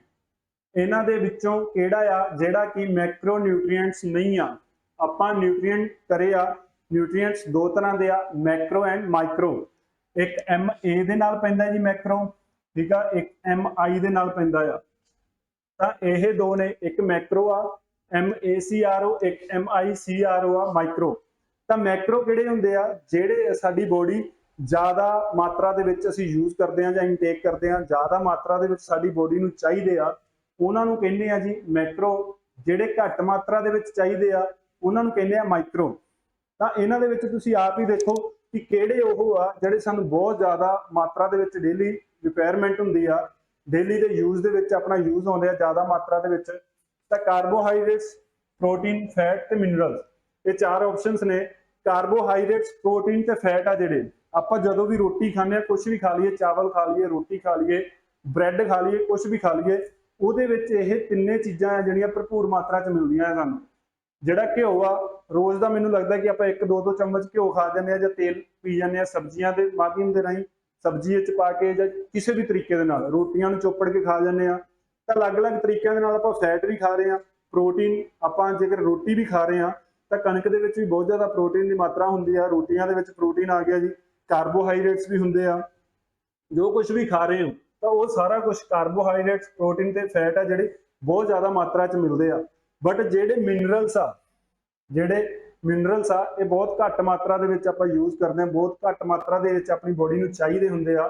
ਤਾਂ ਇਹ ਕਿਹਦਾ ਪਾਰਟ ਨੇ? ਇਹ ਪਾਰਟ ਨੇ ਮਾਈਕਰੋ ਦੇ, ਮਿਨਰਲਸ ਪਾਰਟ ਨੇ ਮਾਈਕਰੋ ਦੇ। ਬਾਕੀ ਤਿੰਨੇ ਚੀਜ਼ਾਂ ਕਿਹਦੀਆਂ ਪਾਰਟ ਨੇ? ਉਹ ਪਾਰਟ ਨੇ ਜੀ ਮੈਕਰੋ ਦੇ। ਤਾਂ ਹੁਣ ਤੁਸੀਂ ਆਪ ਹੀ ਸੋਚ ਲਓ ਇਹਦੀ ਸਹੀ ਆਪਸ਼ਨ ਕੀ ਹੋਊਗੀ? ਸਹੀ ਆਪਸ਼ਨ ਆ ਜੀ ਇਹਦੀ ਮਿਨਰਲਸ। ਅੱਗੇ ਚੱਲਦੇ ਆ ਜੀ ਨੈਕਸਟ ਕੁਐਸਚਨ ਤੇ। ਅਗਲਾ ਕੁਐਸਚਨ ਆ, glucose, fructose, galactose, maltose and lactose are all example of. Glucose, fructose, galactose, maltose ਤੇ ਲੈਕਟੋਜ਼ ਆ ਜਿਹੜੇ, ਇਹ ਕਿਹਦੀ ਉਦਾਹਰਣ ਆ? ਜੇਕਰ ਤੁਹਾਨੂੰ ਨਹੀਂ ਪਤਾ ਗਲੂਕੋਜ਼, ਫਰਕਟੋਜ਼, ਗਲੈਕਟੋਜ਼, ਆਪਾਂ ਇਹ ਸਾਰਾ ਕਲਾਸ ਦੇ ਵਿੱਚ ਕਰ ਚੁੱਕੇ ਆ। ਕਾਰਬੋਹਾਈਡਰੇਟਸ ਬਾਰੇ ਜਦੋਂ ਪੜ੍ਹਿਆ ਸੀਗਾ ਤਾਂ ਇਹਨਾਂ ਸਾਰੀਆਂ ਚੀਜ਼ਾਂ ਬਾਰੇ ਆਪਾਂ ਗੱਲ ਕਰ ਚੁੱਕੇ ਹਾਂ। ਸਾਰੇ ਦੇ ਸਾਰੇ ਪਾਰਟ ਕਿਹਦਾ ਆ? ਇਹ ਪਾਰਟ ਨੇ ਜੀ ਕਾਰਬੋਹਾਈਡਰੇਟਸ ਦੇ। ਕਿ ਕਿਹੜੇ ਛੋਟੀ ਤੋਂ ਛੋਟੀ ਫਾਰਮ ਦੇ ਵਿੱਚ, ਜਿਵੇਂ ਕਿ ਆਪਾਂ ਗੱਲ ਕਰੀਏ ਮੋਨੋਸੈਕਰਾਈਡ, ਡਾਈਸੈਕਰਾਈਡ ਦੀ ਗੱਲ ਕਰੀ ਸੀ ਤੇ ਉਹਦਾ ਪਾਰਟ ਨੇ। ਤਾਂ ਹੁਣ ਗੱਲ ਕਰਦੇ ਆ ਜੀ, ਇਹ ਕਹਿ ਰਹੇ ਕਿ ਕਿਹਦੇ ਐਗਜ਼ਾਮਪਲ ਨੇ? ਆਪਸ਼ਨਾਂ ਦੇਖੋ, ਸਭ ਤੋਂ ਪਹਿਲੀ ਆਪਸ਼ਨ ਆ ਕੰਪਲੈਕਸ ਕਾਰਬੋਹਾਈਡਰੇਟਸ, ਸੈਕਿੰਡ ਆ ਪ੍ਰੋਟੀਨ, ਥਰਡ ਆ ਸਿੰਪਲ ਕਾਰਬੋਹਾਈਡਰੇਟਸ ਤੇ ਚੌਥੀ ਆ ਜੀ ਨੋਨ ਆਫ ਦਾ ਅਬਵ। ਜੇਕਰ ਤੁਸੀਂ ਇਹਦਾ ਨਾਮ ਤੋਂ ਜਾਣੂ ਹੋ, ਇਹਨਾਂ ਨਾਮਸ ਤੋਂ, ਤਾਂ ਤੁਹਾਨੂੰ ਇਹਦਾ ਪਤਾ ਲੱਗ ਜੂਗਾ ਕਿ ਇਹ ਪਹਿਲੀ ਗੱਲ ਤਾਂ ਸਭ ਤੋਂ ਪਹਿਲਾਂ ਇਹ ਕਾਰਬੋਹਾਈਡਰੇਟਸ ਦਾ ਹੀ ਪਾਰਟ ਨੇ। ਕਾਰਬੋਹਾਈਡਰੇਟਸ ਦੀ ਗੱਲ ਹੋ ਰਹੀ ਆ ਤਾਂ ਤੁਸੀਂ ਬਾਕੀ ਆਪਸ਼ਨਾਂ ਤਾਂ ਕੱਟ ਦੋਗੇ। ਪ੍ਰੋਟੀਨ ਦਾ ਤਾਂ ਇਹ ਲੈਣਾ ਦੇਣਾ ਹੀ ਨਹੀਂਗਾ ਕੋਈ ਵੀ ਇਹਨਾਂ ਨਾਲ। ਤੇ ਪਾਰਟ ਕਿਹਦਾ ਕਾਰਬੋਹਾਈਡਰੇਟਸ ਤੇ ਪੁੱਛ ਰਿਹਾ ਵੀ ਅੱਗੇ ਕਿਹਦੀ ਐਗਜ਼ਾਮਪਲ ਨੇ, ਤਾਂ ਕਾਰਬੋਹਾਈਡਰੇਟਸ ਦੀਆਂ ਦੋ ਹੀ ਆਪਸ਼ਨਸ ਨੇ ਇਹਦੇ ਵਿੱਚ। ਹੁਣ ਆਪਾਂ ਗੱਲ ਕਰਦੇ ਹਾਂ ਕੰਪਲੈਕਸ ਤੇ ਸਿੰਪਲ ਦੀ। ਦੋ ਤਰ੍ਹਾਂ ਦੇ ਕਾਰਬੋਹਾਈਡਰੇਟਸ ਹੁੰਦੇ ਆ, ਕੰਪਲੈਕਸ ਕਾਰਬੋਹਾਈਡਰੇਟਸ ਤੇ ਸਿੰਪਲ ਕਾਰਬੋਹਾਈਡਰੇਟਸ। ਸਿੰਪਲ ਕਾਰਬੋਹਾਈਡਰੇਟਸ ਉਹ ਹੁੰਦੇ ਆ ਜਿਹੜੀ ਸਾਡੀ ਬੋਡੀ ਜਿਨ੍ਹਾਂ ਨੂੰ ਬਹੁਤ ਹੀ ਜਲਦੀ ਡਾਈਜੈਸਟ ਕਰਦੀ ਆ ਤੇ ਬਹੁਤ ਹੀ ਜਲਦੀ ਉਹਨਾਂ ਨੂੰ ਅਬਜ਼ਰਪਸ਼ਨ ਕਰਕੇ ਉਹਨਾਂ ਨੂੰ ਯੂਜ਼ ਕਰਦੀ ਆ, ਤਾਂ ਉਹ ਹੁੰਦੇ ਆ ਜੀ ਸਿੰਪਲ ਕਾਰਬੋਹਾਈਡਰੇਟਸ। ਆਪਾਂ ਸਟਾਰਟਿੰਗ ਦੇ ਵਿੱਚ ਹੀ ਇੱਕ ਕੁਐਸਚਨ ਕਰਿਆ ਸੀਗਾ ਮਾਲਟੋਜ਼ ਵਾਲਾ, ਕਲੀਅਰ ਹੈ ਜੀ, ਉਹ ਡਾਈਸਕਰਾਈਡ ਸੀਗੇ। ਤਾਂ ਮਤਲਬ ਕਿ ਦੋ ਜਿਹੜੇ ਡਾਈਸਕਰਾਈਡ ਆ ਜਿਹੜੇ ਕਿ ਦੋ ਮੋਲੀਕਿਊਲ ਸ਼ੂਗਰ ਦੇ ਤੋਂ ਮਿਲ ਕੇ ਬਣਦੇ ਆ, ਤੇ ਮੋਨੋ ਉਹ ਹੁੰਦੇ ਆ ਜਿਹੜੇ ਇੱਕ ਤੋਂ ਹੀ ਬਣਦੇ ਆ, ਜਿਵੇਂ ਕਿ ਫਰੈਕਟੋਜ਼ ਆ, ਇਹ ਮੋਨੋਸਕਰਾਈਡਸ ਆ। ਤੇ ਸਭ ਤੋਂ ਜਿਹੜਾ ਮਿੱਠਾ ਹੁੰਦਾ ਆ ਉਹ ਫਰੈਕਟੋਜ਼ ਹੀ ਹੁੰਦਾ ਆ। ਇਹ ਵੀ ਕੁਐਸਚਨ ਆ ਸਕਦਾ ਕਿ ਸਭ ਤੋਂ ਮਿੱਠਾ ਕਾਰਬੋਹਾਈਡਰੇਟਸ ਕਿਹੜਾ ਹੁੰਦਾ, ਤਾਂ ਉਹ ਫਰੈਕਟੋਜ਼ ਹੁੰਦਾ ਆ। ਤਾਂ ਹੁਣ ਇਹ ਕਿਹਦੀ ਐਗਜ਼ਾਮਪਲ ਨੇ ਜੀ, ਇਹ ਐਗਜ਼ਾਮਪਲ ਨੇ ਸਿੰਪਲ ਕਾਰਬੋਹਾਈਡਰੇਟਸ ਜਿਹੜੇ ਕਿ ਜਲਦੀ ਯੂਜ਼ ਹੁੰਦੇ ਆ। ਕੰਪਲੈਕਸ ਕਾਰਬੋਹਾਈਡਰੇਟਸ ਉਹ ਹੁੰਦੇ ਆ ਜਿਨ੍ਹਾਂ ਨੂੰ ਪਚਾਉਣ ਦੇ ਲਈ ਤੇ ਯੂਜ਼ ਕਰਨ ਦੇ ਲਈ ਬੋਡੀ ਨੂੰ ਟਾਈਮ ਲੱਗਦਾ ਆ। ਜਿਵੇਂ ਕਿ ਬ੍ਰੈਡ ਖਾ ਲਓਗੇ ਤੁਸੀਂ, ਪਾਸਤਾ ਖਾ ਲਓਗੇ, ਤਾਂ ਉਹਨੂੰ ਡਾਈਜੈਸਟ ਹੋਣ ਦੇ ਲਈ ਟਾਈਮ ਲੱਗਦਾ ਸਾਡੀ ਬੋਡੀ ਦੇ ਵਿੱਚ। ਅਗਲਾ ਕੁਐਸਚਨ ਆ ਜੀ, the main function of water is. ਪਾਣੀ ਦਾ ਜਿਹੜਾ ਮੇਨ ਫੰਕਸ਼ਨਸ ਨੇ ਉਹ ਕਿਹੜੇ ਕਿਹੜੇ ਨੇ ਉਹਨਾਂ ਦੇ ਬਾਰੇ ਗੱਲ ਕਰਦੇ ਆ। ਤਾਂ ਪਹਿਲੀ ਆਪਸ਼ਨ ਜੇਕਰ ਦੇਖੀਏ, various cells of the body are transported nutrients with help of water. ਜਿਹੜੀ ਸਾਡੇ ਬੋਡੀ ਆ ਉਹ ਨਿਊਟ੍ਰੀਐਂਟਸ ਨੂੰ ਟ੍ਰਾਂਸਫਰ ਜਿਹੜੀ ਕਰ ਰਿਹਾ ਉਹ ਕਿਹਦੇ ਮਾਧਿਅਮ ਰਾਹੀਂ ਕਰ ਰਿਹਾ, ਇਹ ਕਹਿ ਰਿਹਾ ਕਿ ਪਾਣੀ ਦੀ ਮਦਦ ਦੇ ਨਾਲ ਜਿਹੜੇ ਸਾਡੇ ਨਿਊਟ੍ਰੀਐਂਟਸ ਨੇ, ਬਾਕੀ ਦੇ ਨਿਊਟ੍ਰੀਐਂਟਸ ਆ, ਉਹਨਾਂ ਨੂੰ ਟ੍ਰਾਂਸਫਰ ਕਰ ਰਿਹਾ ਸਾਡੀ ਬੋਡੀ ਦੇ ਵਿੱਚ ਤੇ ਸੈਲਸ ਦੇ ਵਿੱਚ। ਤਾਂ ਇਹ ਆਪਸ਼ਨ ਠੀਕ ਆ ਜੀ। ਆਪਾਂ ਵਾਟਰ ਦੇ ਬਾਰੇ ਡਿਟੇਲ ਦੇ ਵਿੱਚ ਪੜ੍ਹਿਆ ਸੀਗਾ ਕਿ ਵਾਟਰ ਦੇ ਕਿਹੜੇ ਕਿਹੜੇ ਕੰਮ ਆ। ਉਸ ਤੋਂ ਬਾਅਦ ਰੈਗੂਲੇਟ ਆਫ ਬੋਡੀ ਟੈਂਪਰੇਚਰ, ਇਹ ਵੀ ਠੀਕ ਆਪਸ਼ਨ ਆ ਜੀ। ਜਿਵੇਂ ਕਿ ਆਪਣਾ ਜਿਹੜਾ ਪਾਣੀ ਆ ਉਹ ਟੈਂਪਰੇਚਰ ਨੂੰ ਰੈਗੂਲੇਟ ਕਰਦਾ ਆ, ਪਸੀਨੇ ਦੇ ਮਾਧਿਅਮ ਰਾਹੀਂ ਵੀ ਟੈਂਪਰੇਚਰ ਨੂੰ ਮੇਨਟੇਨ ਕਰਨ ਦੀ ਕੋਸ਼ਿਸ਼ ਕਰਦਾ ਹੈ, ਤੇ ਸਾਡੇ ਸੈਲਸ ਦੇ ਵਿੱਚ ਵੀ ਮੇਨਟੇਨ ਕਰਨ ਦੀ ਕੋਸ਼ਿਸ਼ ਕਰਦਾ ਆ, ਹੈਲਪ ਕਰਦਾ ਹੈ। ਉਸ ਤੋਂ ਬਾਅਦ ਐਕਸਕ੍ਰੀਸ਼ਨ ਆਫ ਵੇਸਟ ਪ੍ਰੋਡਕਟ, ਜਿਹੜਾ ਵੇਸਟ ਪ੍ਰੋਡਕਟ ਆ ਉਹਨੂੰ ਬਾਹਰ ਕੱਢ ਰਿਹਾ ਆ, ਉਹ ਵੀ ਕੌਣ ਕੱਢ ਰਿਹਾ, ਪਾਣੀ ਕੱਢ ਰਿਹਾ ਆ, ਪਸੀਨੇ ਦੇ ਰਾਹੀਂ ਜਾਂ ਫਿਰ ਯੂਰਿਨ ਦੇ ਰਾਹੀਂ। ਆਪਾਂ ਮੂਤ ਕਰਦੇ ਆ ਜੀ, ਤਾਂ ਉਹਦੇ ਵਿੱਚ ਜਿਹੜੇ ਵੇਸਟ ਪ੍ਰੋਡਕਟ ਨੇ ਉਹ ਸਾਡੇ ਬੋਡੀ ਦੇ ਵਿੱਚੋਂ ਨਿਕਲ ਜਾਂਦੇ ਆ। ਉਸ ਤੋਂ ਬਾਅਦ ਡੀ ਆਪਸ਼ਨ ਹੈ ਜੀ ਆਲ ਆਫ ਦਾ ਅਬਵ। ਤਾਂ ਤਿੰਨੋਂ ਚੀਜ਼ਾਂ ਜਿਹੜੇ ਤਿੰਨੋਂ ਕੰਮ ਆ ਇਹ ਪਾਣੀ ਕਰ ਰਿਹਾ, ਤਾਂ ਸਹੀ ਆਪਸ਼ਨ ਕੀ ਹੋ ਜੂਗੀ, ਆਲ ਆਫ ਥੀਸ। ਅਗਲੇ ਕੁਐਸਚਨ ਤੇ ਚੱਲਦੇ ਹਾਂ ਜੀ, deficiency of calcium result in. Deficiency ਜੇਕਰ ਕੈਲਸ਼ੀਅਮ ਦੀ ਹੋ ਜਾਏ ਤਾਂ ਕਿਹੜੀ ਬਿਮਾਰੀ ਆਊਗੀ, ਉਹਦੇ ਰਿਜ਼ਲਟ ਕੀ ਹੋਣਗੇ, ਉਹਦੇ परिणाम ਕੀ ਹੋਣਗੇ, ਉਹਦੇ ਨਤੀਜੇ ਕੀ ਹੋਣਗੇ। ਤਾਂ ਆਪਾਂ ਗੱਲ ਕਰ ਚੁੱਕੇ ਆ ਇਹਦੇ ਬਾਰੇ, ਪਹਿਲਾਂ ਹੀ ਮੈਂ ਤੁਹਾਨੂੰ ਇੱਕ ਕੁਐਸਚਨ ਦੇ ਵਿੱਚ ਵਿਟਾਮਿਨ ਡੀ ਵਾਲੇ 'ਚ ਦੱਸ ਚੁੱਕਿਆ ਆ। ਇਹਦੇ 'ਚ ਆਪਸ਼ਨ ਕਿਹੜੀਆਂ ਕਿਹੜੀਆਂ ਜੀ, ਸਭ ਤੋਂ ਪਹਿਲੀ ਆ ਐਨੀਮੀਆ। ਇਹ ਤਾਂ ਆਰਬੀਸੀ ਦੀ ਕਮੀ ਕਰਕੇ ਹੁੰਦੇ ਆ। ਜੇਕਰ ਸਾਨੂੰ ਰੈੱਡ ਬਲੱਡ ਸੈਲਸ ਦੀ ਕਮੀ ਹੋ ਜਾਏਗੀ ਤਾਂ ਇਹ ਬਿਮਾਰੀ ਹੁੰਦੀ ਆ। ਉਸ ਤੋਂ ਬਾਅਦ ਨਾਈਟ ਬਲਾਈਂਡਨੈਸ ਆ, ਜਿਹੜੀ ਵਿਟਾਮਿਨ ਏ ਦੀ ਕਮੀ ਕਰਕੇ ਨਾਈਟ ਬਲਾਈਂਡਨੈਸ ਹੁੰਦੀ ਹੈ। ਨਾਈਟ ਦੇ ਨਾਲ ਰਿਲੇਟਡ ਜਿਹੜੀਆਂ ਬਿਮਾਰੀਆਂ ਆ ਉਹ ਅੱਖਾਂ ਦੇ ਨਾਲ ਜਿੰਨੀਆਂ ਵੀ ਰਿਲੇਟਡ ਬਿਮਾਰੀਆਂ ਉਹ ਕਿਹਦੇ ਕਰਕੇ ਹੋ ਰਹੀਆਂ ਆ, ਉਹ ਸਾਨੂੰ ਵਿਟਾਮਿਨ ਏ ਦੀ ਕਮੀ ਕਰਕੇ ਹੋ ਰਹੀਆਂ ਆ। ਜਿਹੜਾ ਰੈਕੇਟਸ ਆ ਇਹ ਆਪਾਂ ਕਰਿਆ ਸੀਗਾ ਵਿਟਾਮਿਨ ਡੀ ਦੀ ਡੈਫੀਸ਼ੀਐਂਸੀ ਕਰਕੇ ਵੀ ਹੁੰਦਾ ਆ, ਤੇ ਕੈਲਸ਼ੀਅਮ ਦੀ ਡੈਫੀਸ਼ੀਐਂਸੀ ਕਰਕੇ ਵੀ ਹੁੰਦਾ ਆ। ਉਸ ਤੋਂ ਬਾਅਦ ਜੇਕਰ ਗੱਲ ਕਰੀਏ ਜ਼ੀਰੋਪੈਥਲੀਮੀਆ, ਜ਼ੀਰੋਪੈਥਲੀਮੀਆ ਕਿਹਦੇ ਕਰਕੇ ਹੁੰਦਾ ਆ, ਅੱਖਾਂ ਦੀ ਬਿਮਾਰੀ ਆ, ਤੇ ਇਹ ਵੀ ਵਿਟਾਮਿਨ ਏ ਦੀ ਕਮੀ ਕਰਕੇ ਹੁੰਦਾ ਆ। ਹੁਣ ਰੈਕੇਟਸ ਆ ਜਿਹੜਾ ਵਿਟਾਮਿਨ ਡੀ ਦੀ ਕਮੀ ਕਰਕੇ ਵੀ ਹੋ ਰਿਹਾ ਤੇ ਕੈਲਸ਼ੀਅਮ ਦੀ ਕਮੀ ਕਰਕੇ ਵੀ। ਕਿਉਂ, ਇਹ ਆਪਾਂ ਪਹਿਲਾਂ ਵੀ ਗੱਲ ਕਰ ਚੁੱਕੇ ਹਾਂ, ਕਿਉਂਕਿ ਜਿਹੜਾ ਵਿਟਾਮਿਨ ਡੀ ਆ ਉਹ ਬਹੁਤ ਜ਼ਿਆਦਾ ਜ਼ਰੂਰੀ ਆ ਕੈਲਸ਼ੀਅਮ ਨੂੰ ਯੂਜ਼ ਕਰਨ ਦੇ ਲਈ ਸਾਡੀ ਬੋਡੀ ਦੇ ਵਿੱਚ। ਨਹੀਂ ਤਾਂ ਕੈਲਸ਼ੀਅਮ ਨੂੰ ਸਾਡੀ ਬੋਡੀ ਯੂਜ਼ ਨਹੀਂ ਕਰ ਪਾਊਗੀ, ਉਹਦੀ ਅਬਜ਼ਰਪਸ਼ਨ ਹੀ ਨਹੀਂ ਕਰ ਪਾਊਗੀ, ਉਹਨੂੰ ਸੋਖ ਹੀ ਨਹੀਂ ਪਾਊਗੀ ਆਪਦੇ ਅੰਦਰ। ਜੇ ਸੋਖ ਨਹੀਂ ਪਾਊਗੀ, ਬਲੱਡ ਦੇ ਵਿੱਚ ਕੈਲਸ਼ੀਅਮ ਜਾ ਹੀ ਨਹੀਂ ਪਾਊਗਾ ਅੱਛੇ ਤਰੀਕੇ ਦੇ ਨਾਲ, ਤਾਂ ਯੂਜ਼ ਨਹੀਂ ਹੋਊਗਾ, ਤਾਂ ਸਾਨੂੰ ਰੈਕੇਟਸ ਆ ਜਿਹੜੀ ਹੱਡੀਆਂ ਦੀ ਬਿਮਾਰੀ ਆ ਉਹ ਹੋ ਜੂਗੀ। ਉਸ ਤੋਂ ਬਾਅਦ ਅਗਲੇ ਕੁਐਸਚਨ ਤੇ ਚੱਲਦੇ ਹਾਂ ਜੀ, which mineral helps iron in formation of haemoglobin. ਹੁਣ ਆਪਾਂ ਪਹਿਲਾਂ ਹੀ ਗੱਲ ਕਰੀ ਸੀਗੀ, ਪਹਿਲਾਂ ਤਾਂ ਕੁਐਸਚਨ ਦੀ ਗੱਲ ਕਰ ਲੈਂਦੇ ਆ।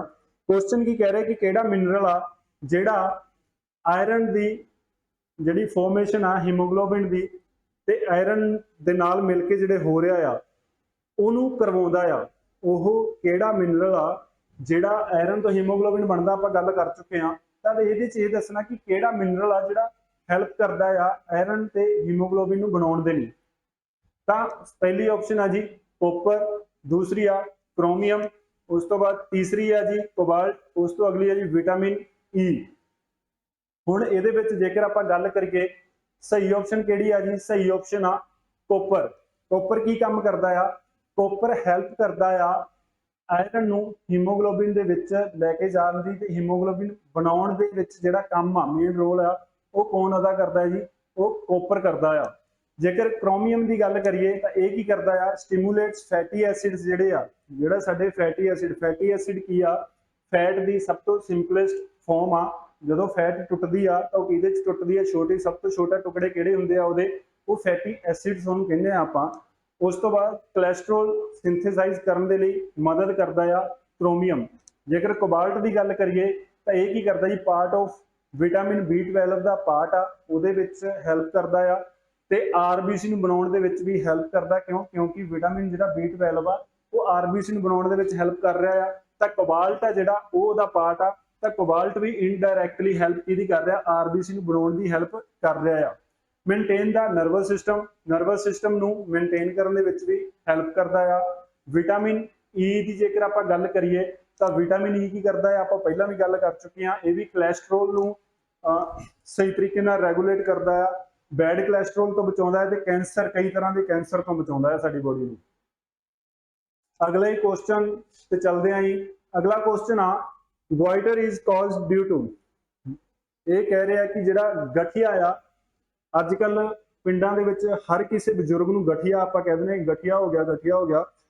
ਗਠੀਆ ਦੀ ਜਿਹੜੀ ਬਿਮਾਰੀ ਆ ਬਹੁਤ ਜ਼ਿਆਦਾ ਆ ਪਿੰਡਾਂ ਦੇ ਵਿੱਚ, ਸ਼ਹਿਰਾਂ ਦੇ ਵਿੱਚ ਵੀ ਆ। ਪੰਜਾਬ ਦੇ ਵਿੱਚ ਇਹ ਰੋਗ ਬਹੁਤ ਜ਼ਿਆਦਾ ਮਾਤਰਾ ਦੇ ਵਿੱਚ ਪਾਇਆ ਜਾ ਰਿਹਾ ਹੈ। ਤਾਂ ਗੋਇਟਰ ਹੈ ਕੀ ਆ?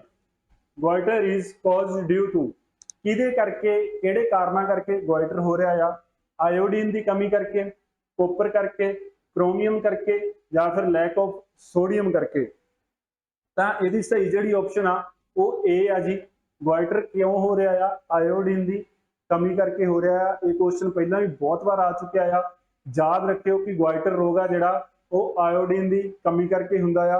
ਕੋਪਰ ਕੀ ਕੰਮ ਕਰ ਰਿਹਾ ਆ? ਆਪਾਂ ਪਿਛਲੇ ਕੁਐਸਚਨ 'ਚ ਕਰ ਲਿਆ ਆ ਕਿ ਕੋਪਰ ਕੀ ਕਰਦਾ ਹੈ ਜੀ? ਆਇਰਨ ਨੂੰ, ਤੇ ਆਇਰਨ ਦੀ ਫਾਰਮੇਸ਼ਨ, ਜਿਹੜੀ ਹੀਮੋਗਲੋਬਿਨ ਦੀ ਫਾਰਮੇਸ਼ਨ ਹੋ ਰਹੀ ਆ ਆਇਰਨ ਕਰਕੇ, ਉਹਦੇ ਵਿੱਚ ਹੈਲਪ ਕਰ ਰਿਹਾ ਆ। ਕ੍ਰੋਮੀਅਮ ਦੀ ਆਪਾਂ ਗੱਲ ਕਰ ਚੁੱਕੇ ਹਾਂ ਪਿਛਲੇ 'ਚ ਵੀ ਕਿ ਕੀ ਕਰਦਾ ਹੈ? ਬਲੱਡ ਸ਼ੂਗਰ ਆ ਜਿਹੜਾ ਉਹਨੂੰ ਇਨਕਰੀਜ਼ ਕਰਦਾ ਆ, ਟ੍ਰਾਈਗਲਿਸਰਾਈਡ ਆ ਤੇ ਕੋਲੇਸਟਰੋਲ ਆ, ਇਹਦੇ ਜਿਹੜਾ ਲੈਵਲ ਆ ਉਹਨੂੰ ਮੇਨਟੇਨ ਕਰਦਾ ਆ। ਉਸ ਤੋਂ ਬਾਅਦ ਲੈਕ ਆਫ ਸੋਡੀਅਮ ਦੇ ਕਰਕੇ ਕੀ ਹੁੰਦਾ ਜੀ? ਇਹ ਹੁੰਦਾ ਆ ਹਾਈਪੋਨੈਟਰੀਮੀਆ। ਜਦੋਂ ਸੋਡੀਅਮ ਦੀ ਕਮੀ ਹੁੰਦੀ ਆ ਸਾਡੀ ਬੋਡੀ ਦੇ ਵਿੱਚ, ਸੋਡੀਅਮ ਦੀ ਕਮੀ ਆ ਜਾਂਦੀ ਆ ਤਾਂ ਉਹਨੂੰ ਕੀ ਕਹਿੰਦੇ ਆ? ਉਹਨੂੰ ਕਹਿੰਦੇ ਆ ਹਾਈਪੋਨੈਟਰੀਮੀਆ। ਹਾਈਪੋ ਦਾ ਮਤਲਬ ਹੁੰਦਾ ਘੱਟ, ਹਾਈਪਰ ਦਾ ਮਤਲਬ ਹੁੰਦਾ ਜ਼ਿਆਦਾ। ਇਹ ਵਰਡ ਆ ਜਿਹੜੇ ਹਾਈਪੋ ਤੇ ਹਾਈਪਰ, ਇਹ ਤੁਹਾਨੂੰ ਬਹੁਤ ਜ਼ਿਆਦਾ ਮਿਲਣਗੇ। ਬਹੁਤ ਸਾਰੀਆਂ ਟਰਮੋਲੋਜੀ ਦੇ ਵਿੱਚ ਹਾਈਪੋ ਤੇ ਹਾਈਪਰ ਯੂਜ਼ ਹੁੰਦਾ ਆ, ਇਹਨੂੰ ਯਾਦ ਰੱਖ ਲਿਓ। ਉਸ ਤੋਂ ਬਾਅਦ ਅੱਗੇ ਸਾਡਾ ਇਹ ਕੁਐਸਚਨ ਆ ਜੀ, ਵਿਚ ਮਿਨਰਲਸ ਹੈਲਪਸ ਮੇਕਿੰਗ ਇਨਸੂਲਿਨ ਇਨ ਦਾ ਪੈਨਕ੍ਰੀਆਸ। ਕਿਹੜਾ ਮਿਨਰਲ ਆ ਜਿਹੜਾ ਮਦਦ ਕਰਦਾ ਆ ਇਨਸੂਲਿਨ ਬਣਾਉਣ ਦੇ ਲਈ? ਪੈਨਕ੍ਰੀਆਸ ਸਾਡੀ ਆ ਜਿਹੜੀ ਗਲੈਂਡ ਆ, ਇਹ ਇਨਸੂਲਿਨ ਨੂੰ ਪ੍ਰੋਡਿਊਸ ਕਰਦੀ ਆ। ਬਣਾਉਂਦੀ ਕੌਣ ਹੈ ਜੀ? ਪੈਨਕ੍ਰੀਆਸ ਗਲੈਂਡ ਬਣਾ ਰਹੀ ਆ ਇਨਸੂਲਿਨ ਨੂੰ। ਤੇ ਆਪਾਂ ਇਹ ਦੱਸਣਾ ਕਿ ਕਿਹੜਾ ਮਿਨਰਲ ਆ ਜਿਹੜਾ ਕਿ ਹੈਲਪ ਕਰ ਰਿਹਾ ਆ ਪੈਨਕ੍ਰੀਆਸ ਦੀ ਇਨਸੂਲਿਨ ਨੂੰ ਬਣਾਉਣ ਦੇ ਲਈ। ਤਾਂ ਸਭ ਤੋਂ ਪਹਿਲੀ ਆਪਸ਼ਨ ਆ ਕਾਪਰ। ਕਾਪਰ ਦੇ ਬਾਰੇ ਆਪਾਂ ਪਿਛਲੇ ਕੁਐਸਚਨਾਂ 'ਚ ਪੜ੍ਹ ਲਿਆ ਕਿ ਕਾਪਰ ਕੀ ਕੰਮ ਕਰ ਰਿਹਾ ਆ। ਕਾਪਰ ਦਾ ਕੰਮ ਕਰ ਰਿਹਾ ਜੀ ਆਇਰਨ ਤੇ ਹੀਮੋਗਲੋਬਿਨ ਦੇ ਜਿਹੜਾ ਕੰਬਾਈਨੇਸ਼ਨ ਹੋ ਰਿਹਾ ਆ, ਹੀਮੋਗਲੋਬਿਨ ਬਣ ਰਿਹਾ, ਉਹਦੇ ਵਿੱਚ ਹੈਲਪ ਕਰ ਰਿਹਾ ਆ। ਅੱਗੇ ਸੈਕਿੰਡ ਆਪਸ਼ਨ ਹੈ ਜੀ ਜ਼ਿੰਕ। ਉਸ ਤੋਂ ਬਾਅਦ ਕੋਬਾਲਟ। ਕੋਬਾਲਟ ਵੀ ਆਪਾਂ ਪਿਛਲੇ 'ਚ ਪੜ੍ਹ ਲਿਆ, ਕੋਬਾਲਟ ਕੀ ਕੰਮ ਕਰ ਰਿਹਾ, ਤੇ ਵਿਟਾਮਿਨ ਈ ਵੀ ਆਪਾਂ ਪੜ੍ਹ ਲਿਆ। ਹੁਣ ਗੱਲ ਕਰਦੇ ਹਾਂ ਜੀ ਇਹਦਾ ਸਹੀ ਆਪਸ਼ਨ ਬੀ ਆ ਜੀ ਜ਼ਿੰਕ। ਜਿਹੜਾ ਜ਼ਿੰਕ ਆ ਉਹ ਕੀ ਕਰਦਾ? ਉਹ ਸਟਿਮੂਲੇਟ ਕਰਦਾ ਆ ਪੈਨਕ੍ਰੀਆਸ ਨੂੰ, ਤੇ ਜਿਹੜੀ ਇਨਸੂਲਿਨ ਆ ਉਹਨੂੰ ਬਣਾਉਣ ਦੇ ਵਿੱਚ ਹੈਲਪ ਕਰਦਾ ਆ ਪੈਨਕ੍ਰੀਆਸ ਦੀ। ਪੈਨਕ੍ਰੀਆਸ ਕੀ ਹੈ ਜੀ? ਪੈਨਕ੍ਰੀਆਸ ਸਾਡੀ ਗਲੈਂਡ ਆ ਜਿਹੜੀ ਕਿ ਸਾਡੇ ਪੇਟ ਦੇ ਥੱਲੜੇ ਹਿੱਸੇ ਦੇ ਨਾਲ ਹੀ ਉੱਥੇ ਹੁੰਦੀ ਆ। ਤੇ ਇਹ ਕੀ ਕਰਦੀ ਆ? ਇਹ ਇਨਸੂਲਿਨ ਨੂੰ ਬਣਾਉਂਦੀ ਆ। ਤੇ ਇਨਸੂਲਿਨ ਦਾ ਕੰਮ ਕੀ ਆ? ਇਨਸੂਲਿਨ ਦਾ ਕੰਮ ਆ ਡਾਇਬਟੀਜ਼, ਜਿਹੜੀ ਆ ਆਪਾਂ ਕਹਿੰਦੇ ਆ ਅੱਜ ਕੱਲ ਡਾਇਬਟੀਜ਼ ਬਹੁਤ ਜ਼ਿਆਦਾ ਆ। ਤਾਂ ਇਨਸੂਲਿਨ ਕੀ ਕਰਦੀ ਆ? ਜਿਹੜੀ ਸਾਡੀ ਬਲੱਡ ਸ਼ੂਗਰ ਆ ਉਹਦੇ ਲੈਵਲ ਨੂੰ ਮੇਨਟੇਨ ਕਰਕੇ ਰੱਖਦੀ ਆ। ਜੇਕਰ ਸ਼ੂਗਰ ਦਾ ਲੈਵਲ ਬਲੱਡ ਦੇ ਵਿੱਚ ਵੱਧ ਜੇ ਤਾਂ ਕੀ ਹੁੰਦਾ ਆ? ਸਾਨੂੰ ਡਾਇਬਟੀਜ਼ ਹੋ ਜਾਂਦੀ ਆ। ਡਾਇਬਟੀਜ਼ ਵੀ ਦੋ ਤਰ੍ਹਾਂ ਦੀ ਹੁੰਦੀ ਆ, ਟਾਈਪ 1 ਆ ਤੇ ਟਾਈਪ 2 ਆ। ਜਿਹੜੀ ਟਾਈਪ 1 ਆ ਇਹਦੇ ਵਿੱਚ ਸਾਡੀ ਜਿਹੜੀ ਪੈਨਕ੍ਰੀਆਸ ਆ ਇਹ ਇਨਸੂਲਿਨ ਬਣਾਉਣੋਂ ਹਟ ਜੂਗੀ ਜਾਂ ਬਹੁਤ ਘੱਟ ਮਾਤਰਾ ਚ ਬਣਾਊਗੀ, ਨਾ ਮਾਤਰ ਬਣਾਊਗੀ। ਤਾਂ ਕੀ ਹੁੰਦਾ ਹੈ, ਤਾਂ ਇੰਜੈਕਸ਼ਨ ਲੱਗਦੇ ਆ ਜੀ, ਇੰਜੈਕਸ਼ਨ ਲਗਵਾਉਣੇ ਪੈਂਦੇ ਆ ਸਾਨੂੰ ਇਨਸੂਲਿਨ ਦੇ। ਤੁਸੀਂ ਦੇਖਿਆ ਹੋਊਗਾ ਕਦੇ ਨਾ ਕਦੇ ਕਿਧਰੇ ਨਾ ਕਿਧਰੇ ਕੋਈ ਰਿਸ਼ਤੇਦਾਰ, ਯਾਰ ਦੋਸਤ ਜਾਂ ਉਹਨਾਂ ਦਾ ਕੋਈ ਅੱਗੇ ਨਾ ਕੋਈ ਤੁਹਾਡਾ ਕੋਈ ਨਾ ਕਿਸੇ ਤਰੀਕੇ ਨਾਲ ਕੋਈ ਜੁੜਿਆ ਹੋਇਆ ਇਨਸਾਨ ਇਸ ਬਿਮਾਰੀ ਦੇ ਨਾਲ ਜ਼ਰੂਰ ਜੂਝ ਰਿਹਾ ਹੋਵੇਗਾ, ਤੇ ਜਿਹਨੂੰ ਟੀਕੇ ਲੱਗਦੇ ਹੋਣਗੇ ਇਨਸੂਲਿਨ ਦੇ। ਇਨਸੂਲਿਨ ਦੇ ਟੀਕੇ ਕਿਉਂ ਲਗਵਾਏ ਜਾਂਦੇ ਆ? ਜਦੋਂ ਸਾਡੀ ਪੈਨਕ੍ਰੀਆਸ ਕੰਮ ਕਰਨੋਂ ਹਟ ਜਾਂਦੀ ਆ, ਇਨਸੂਲਿਨ ਦੀ ਪ੍ਰੋਡਕਸ਼ਨ ਆ ਜਿਹੜੀ ਉਹ ਬੰਦ ਹੋ ਜਾਂਦੀ ਆ, ਤਾਂ ਇੰਜੈਕਸ਼ਨ ਲਗਵਾਉਂਦੇ ਆ ਜੀ ਇਨਸੂਲਿਨ ਦੇ। ਜਿਹੜੀ ਟਾਈਪ 2 ਆ ਇਹਦੇ ਵਿੱਚ ਕੀ ਹੁੰਦਾ ਆ, ਇਹ ਬਿਮਾਰੀ ਸਾਨੂੰ ਸਾਡੇ ਮੋਟਾਪੇ ਕਰਕੇ ਵੀ ਆ ਸਕਦੀ ਆ, ਜਾਂ ਸਾਡੇ ਬੈਡ ਲਾਈਫਸਟਾਈਲ ਕਰਕੇ, ਸਾਡਾ ਲਾਈਫਸਟਾਈਲ ਮਾੜਾ ਹੋਣ ਕਰਕੇ ਵੀ ਹੋ ਸਕਦੀ ਆ, ਜਾਂ ਕਿਸੇ ਹੋਰ ਕਾਰਨਾਂ, ਹੋਰ ਬਿਮਾਰੀਆਂ ਕਰਕੇ ਵੀ ਡਾਇਬੀਟੀਜ਼ ਟਾਈਪ 2 ਆ ਜਿਹੜੀ ਉਹ ਹੋ ਸਕਦੀ ਆ। ਕਲੀਅਰ ਹੈ ਜੀ? ਤਾਂ ਇਹ ਸੀਗੇ ਜੀ ਅੱਜ ਦੇ ਸਾਡੇ ਨਿਊਟ੍ਰੀਐਂਟਸ ਦੇ ਉੱਪਰ ਕੁਐਸਚਨ। ਸੋ ਉਮੀਦ ਕਰਦਾ ਕਿ ਤੁਹਾਨੂੰ ਸਾਰੇ ਕੁਐਸਚਨ ਤਰੀਕੇ ਦੇ ਨਾਲ ਸਮਝ ਆ ਗਏ ਹੋਣਗੇ। ਆਪਾਂ ਹਰ ਇੱਕ ਕੁਐਸਚਨ ਦੀ ਬਿਲਕੁਲ ਡਿਟੇਲ ਦੇ ਵਿੱਚ ਜਾਣ ਦੀ ਪੂਰੀ ਕੋਸ਼ਿਸ਼ ਕਰੀ ਆ। ਫਿਰ ਵੀ ਜੇਕਰ ਤੁਹਾਨੂੰ ਲੱਗਦਾ ਆ ਕਿ ਕੋਈ ਕਮੀ ਆ ਤਾਂ ਤੁਸੀਂ ਆਪਣੇ ਵਿਊ ਦੇ ਸਕਦੇ ਹੋ, ਸੁਜੈਸ਼ਨਸ ਦੇ ਸਕਦੇ ਹੋ ਕਿ ਹੋਰ ਜ਼ਿਆਦਾ ਇੰਪਰੂਵ ਕਿਵੇਂ ਕੀਤਾ ਜਾ ਸਕਦਾ ਆ। ਤੇ ਸੁਜੈਸ਼ਨਸ ਦੇਣ ਦੇ ਲਈ ਤੁਸੀਂ ਮੇਰੇ ਇਸ ਨੰਬਰ ਦੇ ਉੱਪਰ ਸੰਪਰਕ ਕਰ ਸਕਦੇ ਹੋ ਜੀ। ਮੇਰਾ ਨੰਬਰ ਮੈਂ ਤੁਹਾਨੂੰ ਦੱਸ ਦਿੰਦਾ ਹਾਂ, 77 175 ਜੇਕਰ ਤੁਹਾਨੂੰ ਲੱਗਦਾ ਆ ਕਿ ਹੋਰ ਜ਼ਿਆਦਾ ਇੰਪਰੂਵਮੈਂਟ ਕਰਨੀ ਚਾਹੀਦੀ ਹੈ, ਕੋਈ ਕਮੀਆਂ ਆ, ਕੁਝ ਗਲਤੀਆਂ ਆ, ਤਾਂ ਤੁਸੀਂ ਇਸ ਨੰਬਰ ਦੇ ਉੱਪਰ ਮੈਨੂੰ WhatsApp ਮੈਸੇਜ ਕਰ ਸਕਦੇ ਹੋ, ਆਪਣਾ ਫੀਡਬੈਕ ਦੇ ਸਕਦੇ ਹੋ। ਤੇ ਨਾਲ ਹੀ ਸਾਡੇ ਬੈਚ ਦੇ ਨਾਲ ਤੁਸੀਂ ਜੁੜ ਸਕਦੇ ਹੋ। PTI ਦਾ ਸਾਡਾ ਜਿਹੜਾ ਬੈਚ ਆ ਉਹ ਸ਼ੁਰੂ ਹੋ ਚੁੱਕਿਆ ਆ। ਇਹਦੀਆਂ ਸਾਰੀ ਕਲਾਸਿਸ ਤੁਹਾਨੂੰ ਲਾਈਵ ਤੇ ਰਿਕਾਰਡਡ ਕਲਾਸਿਸ ਮਿਲਣਗੀਆਂ, ਤੇ ਨਾਲ ਹੀ PPT ਆ ਜਿਹੜੀ ਉਹ ਵੀ ਮਿਲੂਗੀ, ਤੇ ਇਹ ਅਵੇਲੇਬਲ ਹੋਣਗੀਆਂ ਜੀ ਪੰਜਾਬ ਕਲਾਸਿਸ ਐਪ ਦੇ ਉੱਪਰ। ਇਹ ਐਪ ਤੁਹਾਨੂੰ ਗੂਗਲ ਸਟੋਰ ਤੇ ਮਿਲ ਜੂਗੀ, ਤੁਸੀਂ ਉੱਥੋਂ ਜਾ ਕੇ ਡਾਊਨਲੋਡ ਕਰਕੇ ਉੱਥੋਂ ਹੀ ਸਬਸਕ੍ਰਾਈਬ ਕਰ ਸਕਦੇ ਹੋ ਤੇ ਸਾਡੇ ਨਾਲ ਜੁੜ ਸਕਦੇ ਹੋ, ਜਾਂ ਫਿਰ ਸਾਨੂੰ ਕਾਲ ਕਰਕੇ ਤੁਸੀਂ ਜੁੜ ਸਕਦੇ ਹੋ, ਇਹ ਕੋਰਸ ਨੂੰ ਆ ਪਰਚੇਜ਼ ਕਰ ਸਕਦੇ ਹੋ। ਫਿਲਹਾਲ ਜੋ ਇਹਦੀ ਫੀਸ ਚੱਲ ਰਹੀ ਆ ਉਹ 3000 ਰੁਪਏ ਹੈ ਜੀ, 40% ਡਿਸਕਾਊਂਟ ਆ। ਸੋ ਇਹ ਜਿਹੜਾ ਡਿਸਕਾਊਂਟ ਆ ਮੈਂ ਅੱਜ ਗੱਲ ਕਰ ਰਿਹਾ ਤਾਂ ਹੁਣ ਚੱਲ ਰਿਹਾ, ਕੋਈ 10 ਦਿਨਾਂ ਬਾਅਦ ਵੀਡੀਓ ਦੇਖ ਕੇ ਕਵੇ ਕਿ ਸਰ ਮੈਂ ਤੁਹਾਡੀ ਵੀਡੀਓ ਦੇਖੀ ਸੀ 3000 ਕਹਿ ਰਹੇ ਸੀਗੇ, ਜੇ ਉਦੋਂ ਤੱਕ ਸਾਡੀ ਫੀਸ ਵੱਧ ਗਈ ਤਾਂ ਉਹੀ ਫੀਸ ਪੇ ਕਰਨੀ ਪੈ ਸਕਦੀ ਆ। ਸੋ ਜਲਦੀ ਤੋਂ ਜਲਦੀ ਸਾਡੇ ਨਾਲ ਕੰਟੈਕਟ ਕਰੋ, ਸਾਡੇ ਨਾਲ ਬਣਨ ਦੇ ਲਈ, ਸਾਡੇ ਨਾਲ ਜੁੜਨ ਦੇ ਲਈ। ਸੋ ਫਿਰ ਮਿਲਦੇ ਆ ਜੀ ਕਿਸੇ ਹੋਰ ਟੌਪਿਕ ਦੇ ਨਾਲ। ਤਦ ਤੱਕ ਸਤਿ ਸ਼੍ਰੀ ਅਕਾਲ, ਧੰਨਵਾਦ, ਅਲਵਿਦਾ ਜੀ।